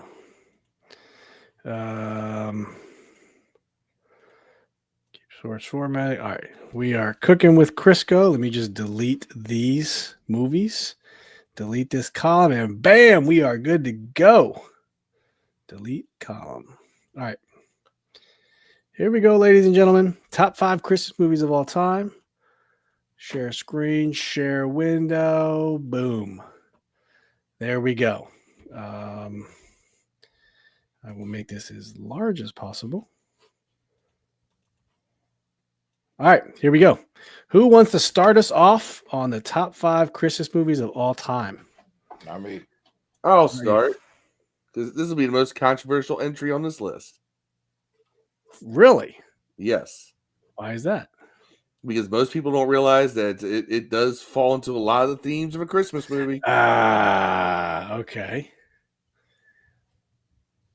Batman Returns. Oh, Phil, I knew you were going to say this. Yeah, we talked about this last time. Batman Returns. It takes place at the holidays. It touches on a lot of themes of you know. There's a lot of themes about that kind of in that movie, you know, that kind of underline that fall, you know, with family and all that. That it's dark, but it really does kind of have a holiday kind of like undertone into it. But yeah, number 5, Batman Returns. Batman Returns. Okay, Dev, you want to go your number 5? You want me to go? You go. All right, I'm going to go with A Charlie Brown Christmas. It's kind of a classic. That was my number 6. Yeah, it was. You know, I debated if it was made my top 5, but I'm gonna put it on there. You know, everyone uses the Charlie Brown Christmas tree, you know, to decorate throughout the holiday. So you know what? I'm gonna go with that one. Charlie Brown Christmas is my top 5 or my 5th overall top Christmas movie of all time. John's got Christmas Carol number 5, 1951 version, which I can honestly say I've never seen, bro. I didn't even know that existed. Yeah. There's a couple different versions of that. Is there still a lamp of a leg that says Fragile on it? That's Christmas. You're thinking of Christmas Story. Christmas Carol's John Dickens novel. Oh, Scrooge. Shame on me. Yes. Shame on me. AG says family cheer makes the holiday movies good. Just go to the Hallmark Channel anytime after Halloween.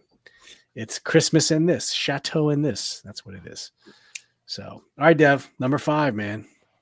I don't know. I'm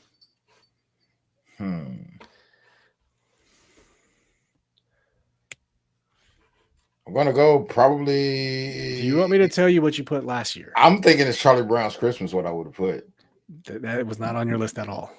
See, I don't know what I would put. I didn't tell you what you put. Yeah, I want my whole top 5. You put Elf as your top 5. I agree with that. Then. Elf. Ew. I don't know which ones I put 4 and 3. You want me to tell you? Yeah. Okay. Send them to me. Okay, I got you. But you had Elf as number 4. Send them to me because I might edit it. I'm sitting there beating my head around the other 4, and I'm smoked. So. Jingle all the way is a good one. Here's the thing, all right. I'm not like a Will Ferrell hater, but everything that I don't like about Will Ferrell is in the movie Elf. Is there any Paul Rudd? I put it in the chat. Put it in the chat. Is there any Paul Rudd Christmas movies? Paul Rudd Christmas movies? If there is, if they were, Phil would not give them love anyway. Clueless is technically during Christmas, right? No, it's not. What? I don't think there's any. I'm just trying to fit him in there. Hold on. There's got to be a Paul Rudd whatsoever Christmas movies. Marcus has 5 The Grinch, 4 Elf, 3 Home Alone, 2 National Lampoon's Christmas Vacation, and 1 Friday After Next. I do not associate Friday After Next with a Christmas movie. It's all bright. It's all bright as a Christmas movie. Yeah, you know what? Sells Christmas trees. Paul Rudd. It's all bright. There's a Christmas movie with Paul Rudd in it. Yeah, well, see, no one even thought of it because it was that terrible because Paul Rudd was in it. But anyway, it's got Giamatti and Dennis Quaid. Number 4, Dev. Your list is in the private chat, by the way. I'm going there. I'm trying to get there. Damn it, motherfucker! All right, his number 1 last time is going to be his number 1 this time because we've already had this conversation. All right, I know what number 1 is. I don't see it in the chat. All right, the private chat of the StreamYard. Shit. We're looking. Yeah, I agree. Die Hard is definitely is the one. The one with Samuel Jackson in it. Die Hard with a Vengeance? That was the worst one. I like that one. But I would argue that is for number 4 then. Die Hard, yeah. Die Hard, the first one. Yeah. Okay. Gotcha. Phil, what's your number 4? My number 4 is going to be National Lampoon's Christmas Vacation. Oh, that's a good one. You know, there's two scenes in that movie that really do it for me. It's the Christmas Nice, yeah. the Christmas lighting portion. Yeah. And then for some reason the stupid metal sled spraying the lubricant on the sled. I don't know what it is about that scene, man, but that whole movie is just fantastic. That's my number 4 too, Phil. That is my number 4. Made my list for number 4. It was my number 4 last year. I'm keeping it for my number 4 this year. What a great movie. And if I'm not mistaken, in that movie, don't they go out to see Randy Quaid in the trailer and invite them? Yeah. No, they cut Randy Quaid part is my favorite part. And they have the eggnog, and he has that fake ascot he wears. Yeah. And then they have the cat dies under the tree, gets electrocuted. Oh, what a good movie. What a good movie. So it's funny you say that because I was telling a story a couple pods ago that at Steel City Con, Randy Quaid was there and he was doing pictures dressed as Cousin Eddie in the robe and the hat. And literally he grabbed the microphone from the announcer. He's like, Randy Quaid's here. Come get your autograph. Shitter's full. You got Randy Quaid's autograph? I did not, because that line was too long. I didn't get anybody's autograph this time around. Yeah. He was in a very jolly mood. I'll give him that. Which he's not always. I thought he was dead. No. Randy Quaid? Randy Quaid's not dead, bro. Number 3. Steve, you want to go with your number 3? Yeah, I'm going to go with Die Hard. Die Hard is my number 3. People argue about, is Die Hard a Christmas movie? I will stand pat. It is a Christmas movie. It takes place during Christmas. The theme behind it is Christmas. John McClane comes home for the Christmas holiday to see his wife Holly, who's changed her name to Holly Gennaro. They're at a Christmas party at Nakatomi Plaza. The whole movie is themed around Christmas.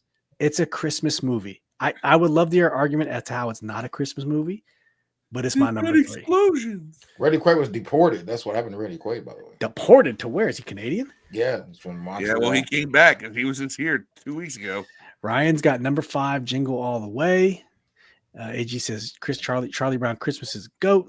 Christmas time is here. Tia has Gremlins number 1, Home Alone number 2, Charlie Brown number 3, Silent Night, Deadly Night number 4, which I haven't seen. Friday After Next number 5. Why am I not associating Friday After Next with Christmas? What? I don't remember. Friday it does take place in Friday. It's got a Cat Williams in it and shit, and it's all during Christmas. It's true.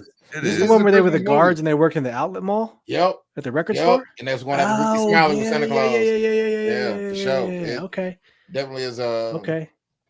Let's go to film. We'll go to Ryan's full list after this. Number 3 for me is Home Alone. Home Alone. There you go. Good pull. We just watched that. I watched a little bit of that today, man. Home Alone. I actually watched last night. Someone sent me the Saturday Night Live open. Macaulay Culkin was the host of Saturday Night Live, and the entire opening skit was basically the whole bit from Home Alone, but with the entire cast of SNL treating Macaulay Culkin like shit. Man, it is pretty good. I was like, oh damn, I totally forgot this happened. You know what? Talk about a child star who overcame. Like, I thought his life was over. Like, think about so many child stars in that era who grew up and they just didn't make it because of drugs. He made it, dude. Here's the thing about Macaulay Culkin: like he totally has embraced where he stands with people. He's done one movie that I think of as an adult that I thought was pretty cool, which was Saved. I don't think I've ever seen any movie outside of Home Alone 1 and 2 that he smashed Mila Kunis, which is a win. Yeah, that's a win too. What? But that was his wife. Bro. What?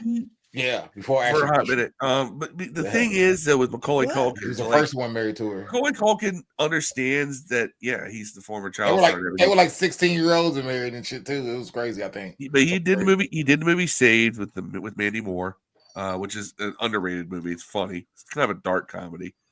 And he's done bits with like AVGN, Angry Video Game Nerd. He did a whole bit with him. He's got a couple different podcasts that he's done that have been pretty good. One of them was a pro wrestling podcast. You forgot right? the Good Son and My Girl. Y'all tripping? My Girl. That's right, with Vita. Yeah, and the Good Son with the fucking with the little dude from fucking Game of Lord of the Rings. Why they had to kill him? He was a murderer. He was a murderer on the Good Son. Remember that? I don't. Yeah, he plays a kid, and he's your boy that. Yeah, he's evil in that movie. The dude from the Lord of the Rings that played the fucking Hobbit. Sean Astin. No, not him. The other one. Elijah Wood. The other one. Yeah, Elijah Wood. Yeah, Elijah Wood. That's what I meant. And he was evil, and Elijah had to kill him in the fucking tree house. Man, spoiler alert. You got all kinds of movies, man. Like it's a movie. He's on the Righteous Gemstones. Back then, it didn't go over well because no one could buy Macaulay Culkin as being evil. But yeah, like if you watch it now, there's like now the child star thing's kind of worn off. It's not bad. Yeah. Ryan said Macaulay can change when you had a kid that can do that to you. He's in the Righteous Gemstones. Kids do that to you. They change your outlook on life and how you live your life. Straight up, that, isn't he? He is in Righteous Gemstones. Yeah, for sure. Crystal said Gremlins. Yes. AG says Lampoons was funny. AG said Trading Places was too funny. Trading Places was so close to replacing Charlie Brown on my list. It was this close. Trading Places up there. He was also in Uncle Buck, by the way. Macaulay Culkin? Macaulay Culkin, yeah. It was in Uncle Buck. Trading Places was such a good movie. Eddie Murphy, Dan Aykroyd, Jamie Lee Curtis. It was straight debauchery when he got the money, though, and got that mansion, how them naked chicks and they're doing blow. Man. That's like, we're never going to get that Eddie Murphy back again, are we? We're never going to get that back. No. I mean, he was in Beverly Hills Cop 1 and 2. You can't get that in a movie like that nowadays. Hold on. Wait a minute. I got a question to ask while we're on this. Is Coming to America a Christmas movie? No. Nah, okay, because that would have easily. So. It would have been a dilemma for me. I don't think so. That's my favorite movie of all time. Coming to America is a great movie. You know what? Sure. I begrudgingly admit I have not watched the Coming to America that came out. What was it? Part 2. Coming to America. It's not horrible. I have not watched it. I just haven't got around to it. The new Beverly Hills Cop is better. I haven't watched that one. Phil Bullock is catching up and said, Dev, you made that beat? I make all kinds of beats, man. Phil, you tripping out here. Dev makes every single beat we play on this show. You need to. I got credits. I'm on Spotify. When he gets this part of the podcast, he'll get his answer. Ryan said had to make adjustments with jingle. Talk about them. Ryan said I threw. Oh, hold on. Let me get to Ryan's list before we get to. He said Gremlins number 5, Miser Brothers Christmas. I don't know that one. Mr. Heat Miser. Elf 3, Home Alone 2, National Lampoon's Vacation number 1. I mentioned Friday After Next and Jingle All the Way. Yeah, Friday After Next, man. That just totally escaped my mind. That's crazy. Ryan's honorable mention was Ernest Saves Christmas. Oh, I forgot about that one. Ernest. By the way, didn't Ernest and Magneto have an affair or some shit in real life? Wasn't they like fucking? Really? Yeah. Look that up. I'm not making that up. I'm not putting that into my search history. You know what I mean? Burn. Ernest P. Worrell, right? Wasn't that his name? Yep. Yeah. I think he was, Ernest Goes to Jail was a great movie. Ernest Saves Christmas was great too, but Ernest Goes to Jail was fantastic. He worked in the bank. He was a janitor at a bank and he got framed. He went to jail for it. Oh, fantastic. Ernest Goes to Jail, yeah. Ernest Goes to Jail. All right, Dev. What do you got for your number 3, man?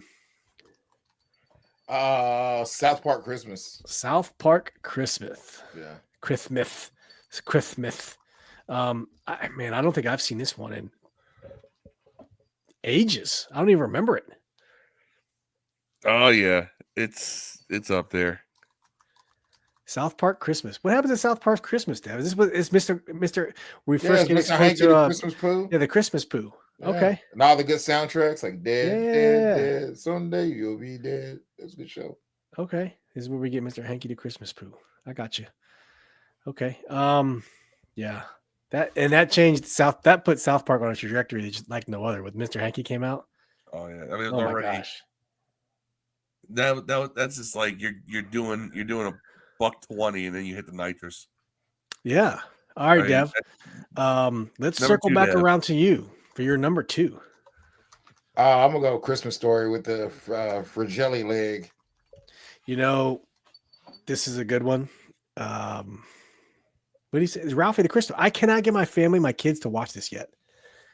I got to get them. It's on for like 48 hours No, straight. on TBS. This used to be on 24 hours straight on TBS. It's just my kids don't want to watch it. I'm trying to get them. And it's funny because on TNT, they'll run it for 24 hours as well. Mm-hmm. What it is that one channel has to start on the even hours, and the other channel has to start on the odd hours. Yeah. Every hour, TBS plays it all the time on one of those channels. They're fucking Black Panther 100 times. Yep. And the best part about Christmas Story to me is freaking Randy. He lay there like a slug. It was his only defense. My kids do. They get. By the way, the new one's okay. By the way, is it? Yeah, it's pretty good. It's not horrible. My kids get a kick out of the scene where where Flick licks the light pole and gets stuck. Like that's a But they won't sit down and watch the whole movie. What? They won't sit down and watch the whole movie. They probably like the new one. No, not all the way. They like the new one. It's not as long. It's not as much dialogue heavy. But there's a lot of Easter eggs and throwbacks. Phil Bullock says, Steve, you look like you played in that CB cartoon. I don't know what we talking about. What are we talking about? Charlie Brown. Oh, Charlie Brown. You look like Charlie Brown. You like Linus. Or Pigpen. I tell my kids I look like Pigpen. That motherfucker brought that dumbass Christmas tree Bullock back, 20 minutes behind, and he's being baldies. I call my kids Pigpen when they got that funk that just follows behind them in the cloud. They have no damn black friends on there, by the way. None. Me off, man. They had one. Not a near nutter. They had the Dusty nigga. The Dusty nigga was that's black. Pigpen. Yeah, that was Pigpen. Franklin wasn't. Franklin, yeah, that's right. Franklin was a black one. He was a good kid. All right, Phil, what's your number 2? One of the good ones. Die Hard. Die Hard. With a vengeance? No one likes Die Hard with the Vengeance. Die Hard with a Vengeance is not a Christmas movie. It's a good movie, but it's not a Christmas movie. I liked it though. I ain't gonna lie. Is RoboCop a Christmas movie? RoboCop? No, but RoboCop is a fantastic movie. Yeah, the old one. Part 3 is one of the worst movies that ever lived with that fucking ninja. Oh, terrible. Part 2 was even worse too. With they were injecting nuke. Yeah. And that little kid was the drug lord, the drug kingpin. The brand new RoboCop though, pretty good movie. Yeah, with Sean McKinnon, something McKinnon. He plays Punisher. It's the guy who plays Punisher. My girlfriend gave it a list that might be better than mine. Crystal says in reverse order: Bad Santa, Bad Santa's pretty good. Spirited. You know what? So Spirited, I gotta watch. That's the Ryan Reynolds and Will Ferrell Christmas special they did. That was on Apple TV Plus. Yeah. Trading Places, National Lampoon's Christmas Vacation, A Christmas Story. Top one's Christmas Story. Cartoons have no one's mentioned those like claymation Rudolph one, which I think is. I always put. I'm with Crystal now. I always put them in a separate list. Rudolph and Frosty. They're like you like Rudolph or the Misfit Toys Rudolph? Which one? I could totally understand if Rudolph made this list. Same with Frosty, because I almost put Rudolph and Frosty on this list too. See, I like Misfit Toys Rudolph. I like the. I want to be a dentist. The Nightmare Before Christmas can go on that list. I don't like that movie though. I'm just saying that it's almost like subconsciously, like Crystal said, we do I think we kind of put them on their own list because none of us picked any of those claymation movies or even animated movies for that matter. Santa Claus also because none of them are really that long. South Park commercial breaks out.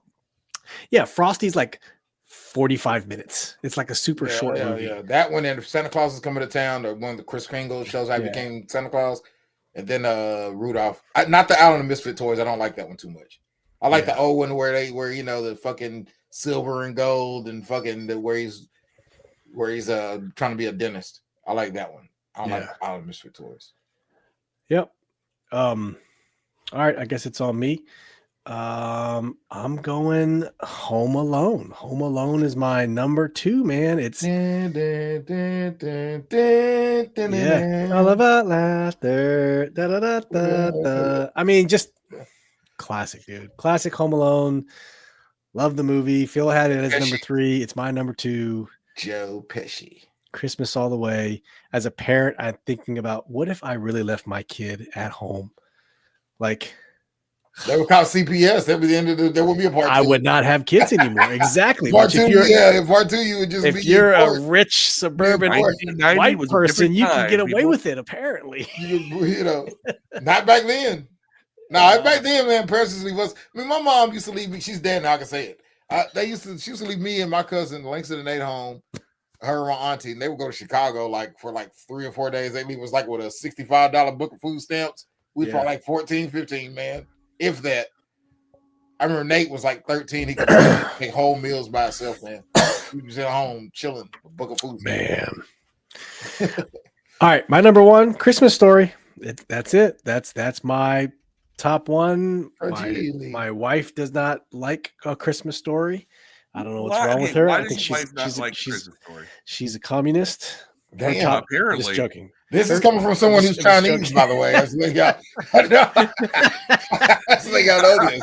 Listen, a lot of accusations going in.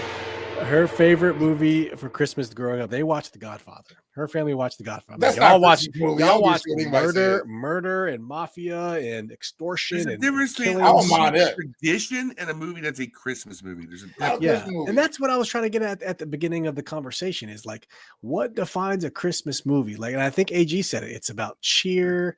It's about the spirit. The Godfather. Yeah, it's a bunch of killings that take place over Christmas. And look, I said Batman Returns, which is dark as hell. It still takes place at the holiday. Hold on, Batman Returns. Is the one Dark Knight a Christmas movie?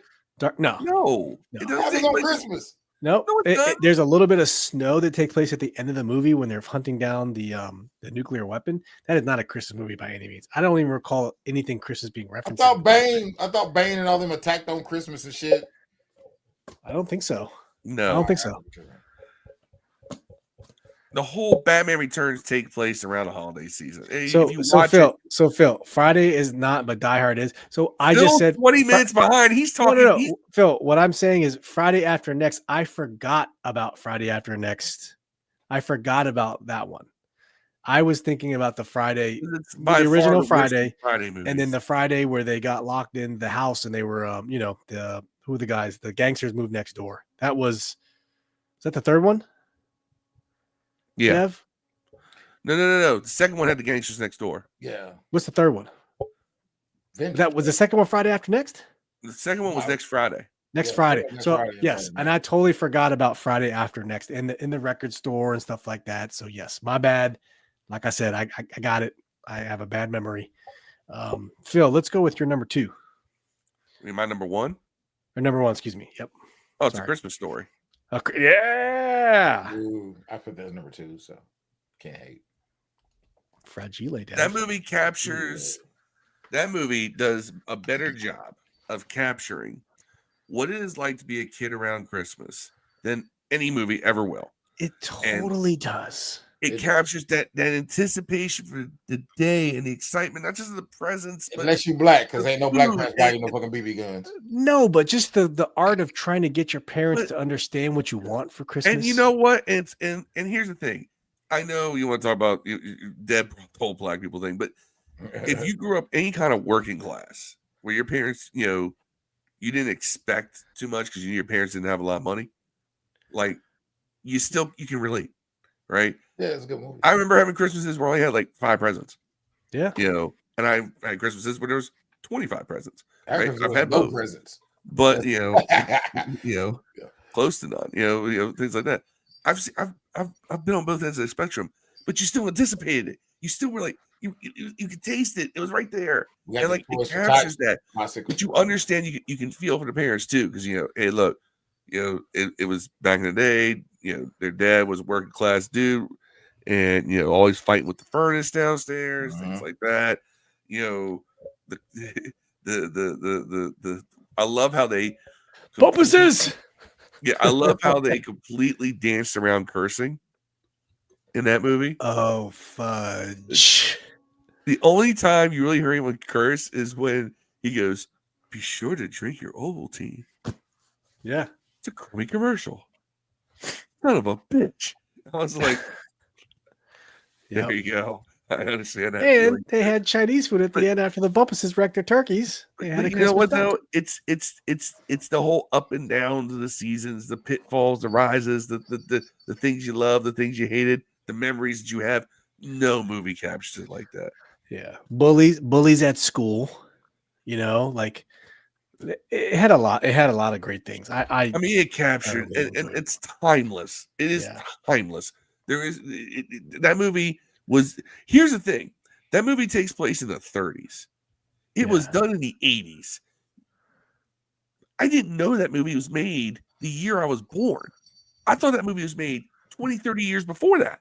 Yeah, they did such a good job of using the vehicles, the disguising of the shopping malls, and Not only that, but you just never got going to movies see like Santa. Who goes to see? I have not taken my kids to see Santa once. I went to the mall the other day and Santa was there and we didn't have the kids with us. And my wife was like, let's go take a picture with Santa. I was like, no. Dude, I have not done that since I've had kids. And my oldest is 10 years old. We've never gone to the mall to see Santa. It's just not something we do. We do breakfast with Santa at church.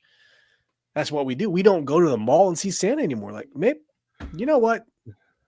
Next year, we're going to go see fucking Santa at the shopping mall. It's not too late. You got a week and a half. What are you talking about? It's not too late. You got half a week. Yeah, you can go see Santa right now. What are you talking 5 about? days. He's 5 at the days. mall. He's at the mall right now, Steve. Yeah, I guess I should. Yeah. I'm not going to. I'll go strap up and go to the mall here and The thing is, though, is that movie captures. I got to strap up. I'm going. Have you seen Red One yet? By the way, I have not, but I heard Red One's a very good movie. not bad. I mean, The Rock will be rocking. You know what I'm saying? He's the same fucking guy, but Yeah. And I think was it you, Dad, that said The Rock ruins every movie he's in and makes every movie he's in great. Yeah, same time. He's like the Hey, listen. Anthony Richardson of movies. Okay, the Nanny is a good example of that movie. He's the Anthony Richardson of movie stars. You know, 1 minute he's throwing you don't want to watch him, but you want to watch him. Yeah. Bill Bullock asked the question: is it wrong to tell your kids that you're Santa? Yes. Nah, I'm not. Yeah, I'm 100% Santa Claus is black in my fucking household, bro. Let me explain something. I don't care what trans in my household. My mama got all them gifts. Here's the thing. Here's the thing. All right. This world, especially in 2024, will do everything to your kids possible to remove all sense of innocence from them. Right. The beauty of being a kid, and that's really, and it's funny because the Christmas Story captured this so well, is that there is an innocence in childhood.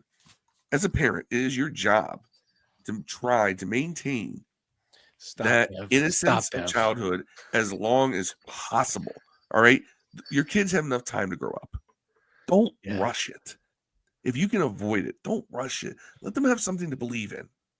Give them something to believe in. Give your kids something to believe in. And honestly, and I say this to everybody in our audience who's watching, all 70 people we're watching right now. You have to do everything you can to maintain innocence for your kids. I beg you, it'll make them better people in the end. A lot of people are like, no, they got to learn to face the real world early. No, real world's coming. My 22-year-old has let the kids be kids. My 22-year-old has never believed in Santa Claus. Not one day. She's never. Well, but you didn't have anything to do with that, did you? Nah, man. I mean, I'm cool. Okay, exactly. By the way, she is on the verge of being a minister, so that should tell you something. But the rest of them, they love Santa Claus and they're degenerates like their dad. Nah. Just got it out, Steve. Bill Bullock just skipped everything and just joined us live. I know. My 8-year-old's asking. My 10-year-old and 6-year-old, they don't believe. They believe. My 8-year-old's like, and it started with a tooth fairy. So the tooth fairy. And I'm like, come on, man. I mean, look, hey, I began to question when I realized that Santa Claus's handwriting looks a lot like my dad's. But I told my kids got caught on with the wrapping paper. I tell my wife, I'm like, honey, you can't use the same. I used to we wrap our presents that Santa brings. It's like they're gonna know, and they ask about the tooth fairy, and I'm a cheapskate. I only give my kids $1 for a tooth because I was raised $1, but I'm like, inflation now. Should I give them $5 a tooth? I'm like, shit, I'm gonna go broke if I give them $5 a tooth. They ask these questions, and it's like Phil said, it's so hard to maintain the innocence of kids, but you have to try as long as you possibly can. Let the real world will come to them. Yeah. I beg And all of y'all. Crystal made a good point. My parents always had one big gift under the tree from Santa, and the rest were from them. Signatures were the same. That's kind of how we do it too. We give one big gift from Santa, and the rest are usually from mom and dad. It's tough. It's tough. I mean, and Crystal says, and I know this, says her dad was Santa at Winter Wonderland up at Clearbrook, which is the northern part of Virginia, for years. She didn't say my kids saw Santa. And she said her brother said we were watching Red One on Christmas Day. Well, I guess we are, Crystal. Right. Yeah, Phil, what are you doing on Christmas? I guess you know now. Well, now I know. Yeah, don't lie to them. I'm waking up at her place on Christmas. So. Yeah, you're gonna give her some of that old Yule log, huh? I know what you want. Deb, what's your number one, man? What's your number one? Gremlins. No, you even know. You already know. Hey, if you're asking me, it's number 2, the new batch. The number 2. It is. Looking back at it in retrospect, it's a better either movie. one. But I think Gremlins number 1 is 2. the nostalgia stuff, man, where the fucking creepy ass dad driving the fucking trailer around. It tells a story about her dad down in the chimney. It's like hilarious. Yeah. Phoebe Cates, fine asses in it. Phil Bullock says, "Don't lie to them." I'm not lying. You're just not telling them the truth. There's a difference. And at some point, parents, and don't even say it, because parents lie to their kids all the time. All right, we're just wrestling. This is not the one thing to take a moral stand on. Yeah, this isn't Terry McLaurin. This is like you got to. We're just in there playing, kids. Santa got them stats, boy. Yeah. So, all right, here's our top 5 list. I think it's. Let me go back and show you what we did last year. So everyone, you see what you did this year. Last year, this is what we did last year. We had Rod. I did Elf as 5, Christmas Vacation as 4, Die Hard 3. My top 3 didn't change. Damn, I had the same ones that's mixed around. Yeah, Batman Returns, Die Hard. Rod had Miracle on 34th Street, Black that Christmas, one I considered this Christmas. This one we got Black Christmas on the list, Rod. Yeah. Rod would have Black Christmas on the list. Rod is the Medea version of the Grinch, bro. Like if Medea made a Grinch movie, it'd be starring Rod. Oh, man. And then here's this year. That's at least I'm consistent. I'll say that. I had the same ones. Crystal says my daughter does the God damn it, Steve and I both hitting the same one. Goofy stuff like Fake Snow, Tooth Fairy, is me. Make sure they have $2 bills. They think they are super neat. Yeah, can you get those from a bank? You just go to a bank and get $2 bills. Got a whole stack of those. Okay. You better get a whole lot of those. I'll tell you, Steve, it's not a bad way to go. Yeah, if I go get accounting for inflation, it's different. It is different. And since they don't see it anywhere, it's probably more believable to them. Well, obviously, put a quarter under the bed. Tooth Fairy would have a $2 bill. Put a quarter under the pillow and be like, next time you got brush, fuck them all. Yeah. Put a quarter under. Man, kids want the cleanest teeth ever. Right. That's right. Promise them money. Oh man. See an episode of South Park where they like pulled out their teeth trying to get money from the Tooth Fairy. So long ago, I don't. The Rock's in the Tooth Fairy, right? In the Rock in the Tooth Fairy movie. Yes, he is. Crazy. The Rock will do anything. I'll tell you, the pacifier, dude, is like the epitome of a Rock movie. What is the worst Christmas movie? That's Vin Diesel. The worst Christmas movie? Hold on. The pacifier is Vin Diesel. Oh, it is Vin Diesel. You're right. I'm sorry. Yeah, it is. You're right. The worst Christmas movie. Is it Jingle All the Way? Crystal says 2 sounds like tooth. I don't know what the worst Christmas. I'd have to actually think about that. What's your favorite Christmas song? I'd say Elf is up there for me as one of the worst. Really? Do you want to know what the worst Christmas movies? Yells all the time. Home Alone 3 probably is up there for an hour and a half. I'm just like. Ugh. Do you want to know what the worst Christmas movies are according to Rotten Tomatoes? The Nutcracker. Probably all the classics. Deck the Halls got me up there. Mixed Nuts. That was stupid. There you go. We'll just show you. Black Christmas probably makes it's Home Alone 3. Okay. Unaccompanied Minors. I don't even know what this one. Noel. Oh my God, Unaccompanied Minors. I totally forgot about that movie. 4 Christmases. Jonathan Taylor Thomas made it on 2. No, never mind. Last Christmas. I'll Be Home for Christmas. Give you Santa my Claus heart. Conquers the Martians. Oh, I need to watch that I'm just gonna watch because. that shit. I ain't gonna lie. See, babe, this is why Christmas this Candle. is why I love her. Christmas Ninja movie. This is why this is my girlfriend right here. Worst. No, Elf is a good movie. It's Yeah. not the best, but it's not. Elf is She's terrible. trying to get you buy her something nice for Christmas. She don't believe that. So Will now hates Will Ferrell and Paul Rudd. And Man. Christmas. I don't And hate Will Christmas. Ferrell. And And puppies. existentialism. And Okay. puppies. And Let me explain. existentialism. Let me explain. And missionary position. You can do a lot of things in missionary position. You just know how to angle it right. You're welcome. Angle it right. You gotta learn how to angle it right. You gotta put one leg up, Dude, two legs up. Legs Santa to the Claus side. 1985. I was going to talk about this as one of my honorable mentions. They got a Ku Klux Klan Santa movie Which called one? Santa Claus. Dudley Moore, Uh, this Just joking. Santa Claus the movie. No, never mind. Maybe it's a Here's the different one. thing: there's actually a lot of Will Ferrell movies I like, but it's when he's got a cast around him and kind of tempers Will Ferrell being Will Ferrell. Yeah. Elf is Will Ferrell is like It's from Eastbound down. do Eastbound all down. do all the shit that you do that's annoying, but nothing but that, right? There's nothing Will to Ferrell there's does nothing funny to stuff. there's nothing to balance him out. They It's need just to do all a Will whole Ferrell. movie with just Will Ashley Ferrell's Schaefer on there great. with a- Will Ferrell's with great Eastbound when down. when the volume goes up and down, right? Yeah. Elf, Yep. they just take Will Ferrell, turn it up to 11, and just leave it there. And I'm just like, Yeah. "Ugh." That's my problem with it. Like he's good in Step Brothers and Child. Yeah, I like Will Ferrell. He in a has lot of those movies. guys I to just don't balance like him in him out. Elf. I think Elf is just grating after a while. Santa Claus 3, And Crystal points out number Elf 10, is weird. Jingle All the Way, number 9, worst Christmas movie according to Rotten Tomatoes. That movie- The one where he wanted to get that big ass toy for his kid. I've never Yeah. seen Jingle All the Way. I didn't think that was bad. It's got a It's him and Sinbad. yeah. Merry friggin' Christmas. Lauren Graham, big Lauren Graham fan. She's love her. Robin Black Williams. Christmas. Black Christmas, number 7.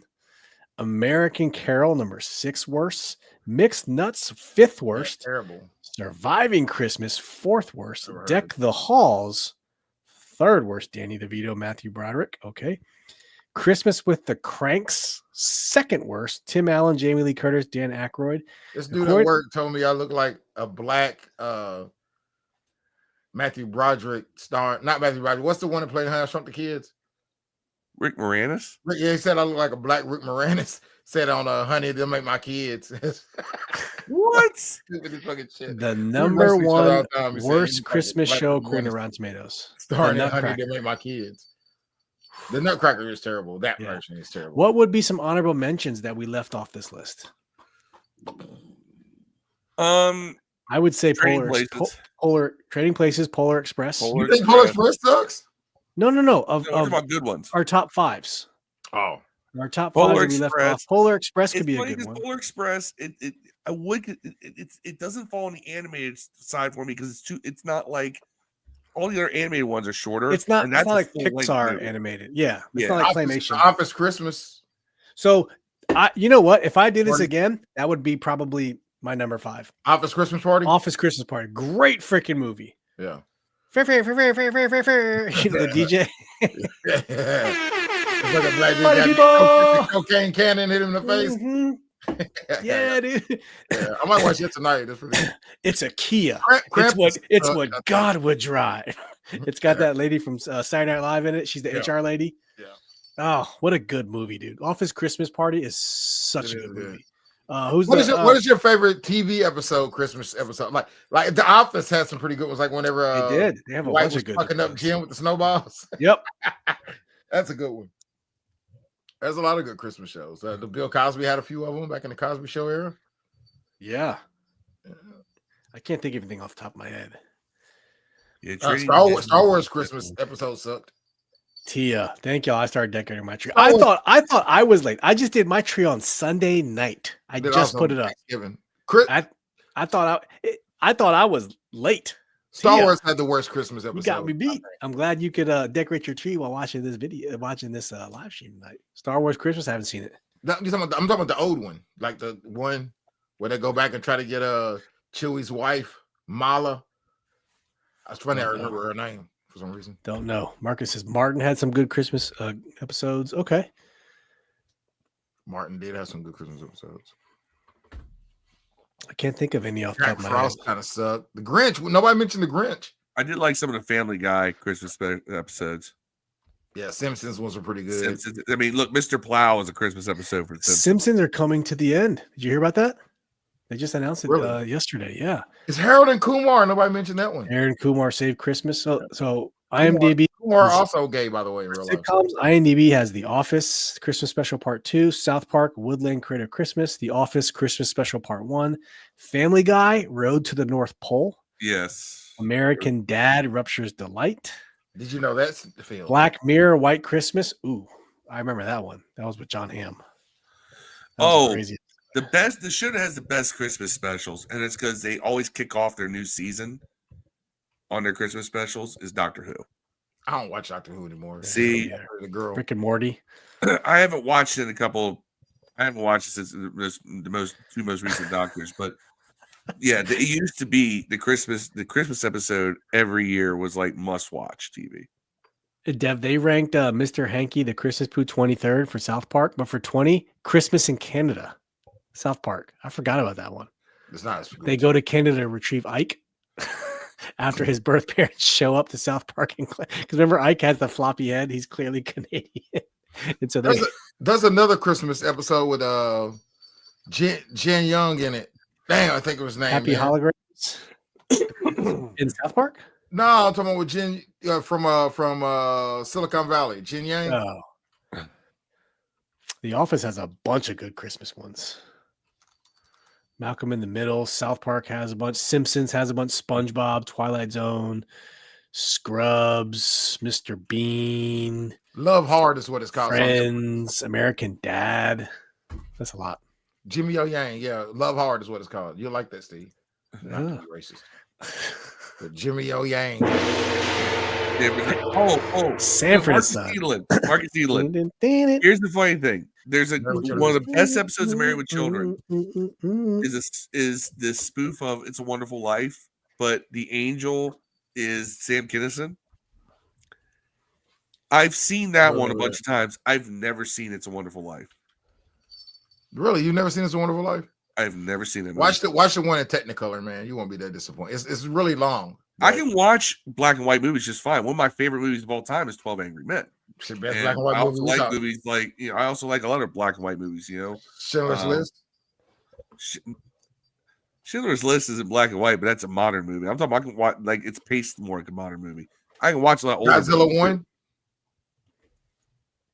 -1. Godzilla -1. Black and white. That fucking shit's dope. By the way, the best Godzilla movie, by the way, -1 is the best one. Just don't stop Christmas movie.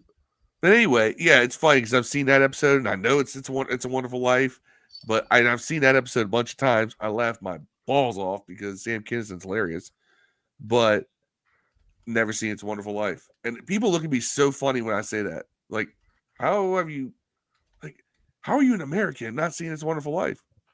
Just haven't. People think I'm weird for it. Buffalo Girls, won't you come out tonight? And I have no desire to, I guess. No one's ever given me a good reason to watch it. What's your favorite Christmas song, Phil?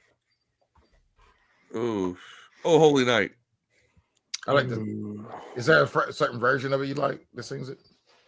There's several of it. Several versions of that song that I really like. I actually just we also did this before. Yeah, we did that. Do you want me to present what we presented? So we did. Silent Night's got my Holy Night was my top one.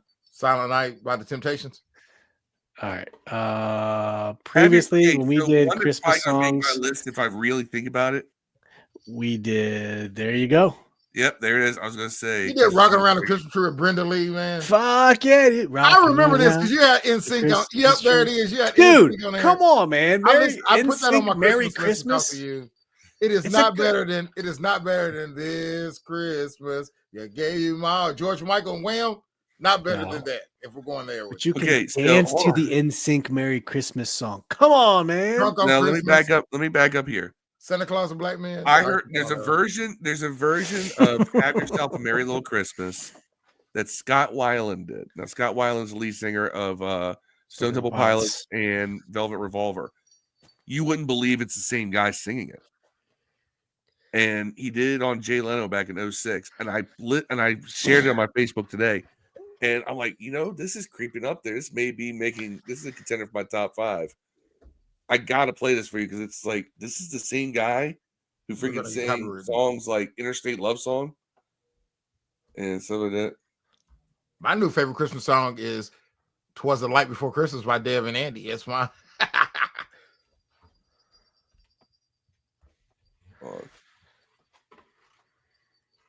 Merry Christmas. There's another song I would add to this list. It's who's the girl that won American Idol? And then she had a talk show host. She gave me a talk show, and then Kelly Clarkson. Kelly Clarkson. She has a Christmas song, which is she can sing though.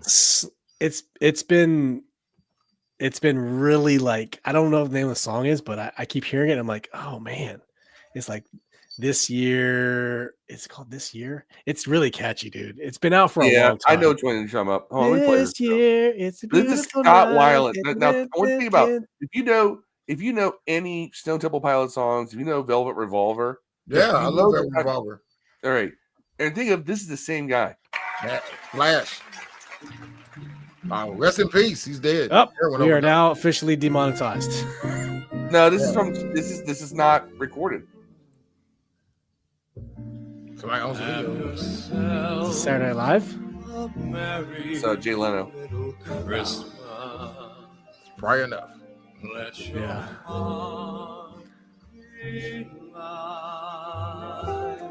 Rest in I was peace. like, this is the same guy.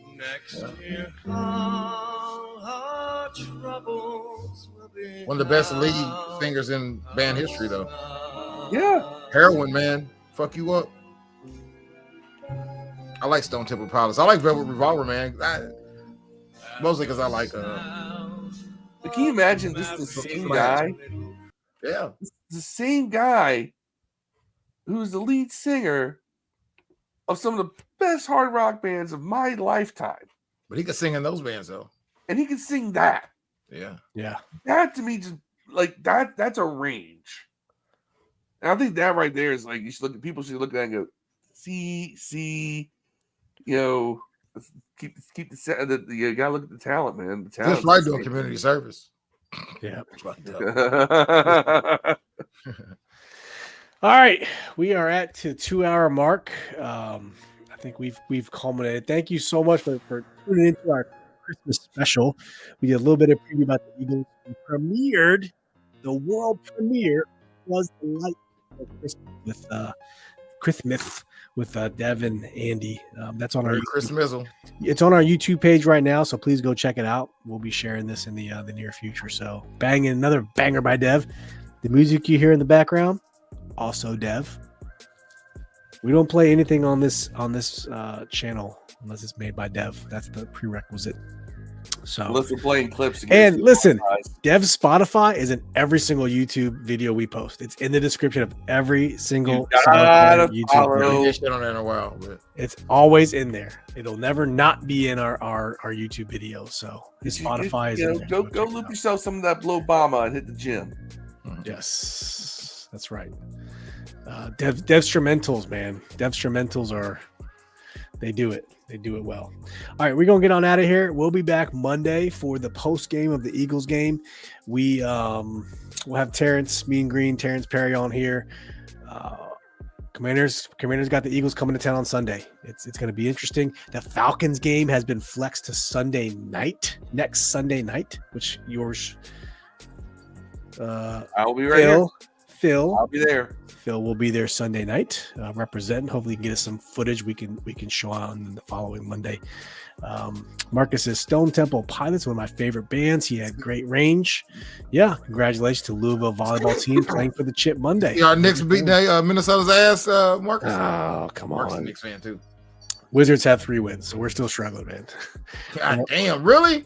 Yeah, we on the struggle bus. Oh my God, man, that's horrible. Struggle. We could have got us two, Marcus and fucking Phil Bullock, to go in here and get 3 wins. I think, dude, we should have never gave away Porzingis. But these guys think that I'm going to ship away all my players and get draft picks. When do draft picks ever pan out? They don't pan out. Porzingis ain't played since he left y'all. Fuck, what he be doing? I don't even play. Didn't he didn't play though. He didn't even play. Yeah, he did. Barely. That He's been motherfucker great. barely played. He's been great. Yeah, he is. I would have kept him instead of Kuzma, but they kept Kuzma instead of Porzingis. I like Kuzma's fashion. Yeah. Yeah, he's been trashing. Not here. Not here. All right, guys. Please hit that like button for us and share this with a friend. Phil Bullock's caught up, said no, he's balling in Dallas. Yeah, Dallas, not Boston. Dallas. He did go to Boston he went to Boston, then he went to Dallas. He helped. I think he got a ring with Boston, if I'm not mistaken. They got a ring with Dallas. No. Boston won last year. I don't remember. Yeah. But anyways, we thank you for tuning into this episode 323. 324 will be on Monday. If you like the video of the song "'Twas a Light Before Christmas," share that on our YouTube page. It's on our YouTube page. Share that video with someone else so they can get a piece of it. And yeah, we're gonna get on out of here. Thank you so much. We'll catch you Monday. And thank you for tuning in for our annual Christmas show. If we don't see you guys, we'll see you on Monday. But if we don't see you, if you're busy with family and friends, whatever, have a happy, safe, Merry Christmas. And we'll see you when you see you. But if not, we'll see you Monday the 23rd. Because I won't be here Monday, I'll say to y'all, Merry Christmas. There you go. Enjoy with your family. Hope everybody gets what they want. And if they didn't want anything, hope you got what you like. Boom, boom. Bang, bang. Hope y'all stay happy, healthy, and well through this Christmas season. And we will catch y'all after this week. That's right. All right, guys. Love y'all. As always, peace and hail. We out.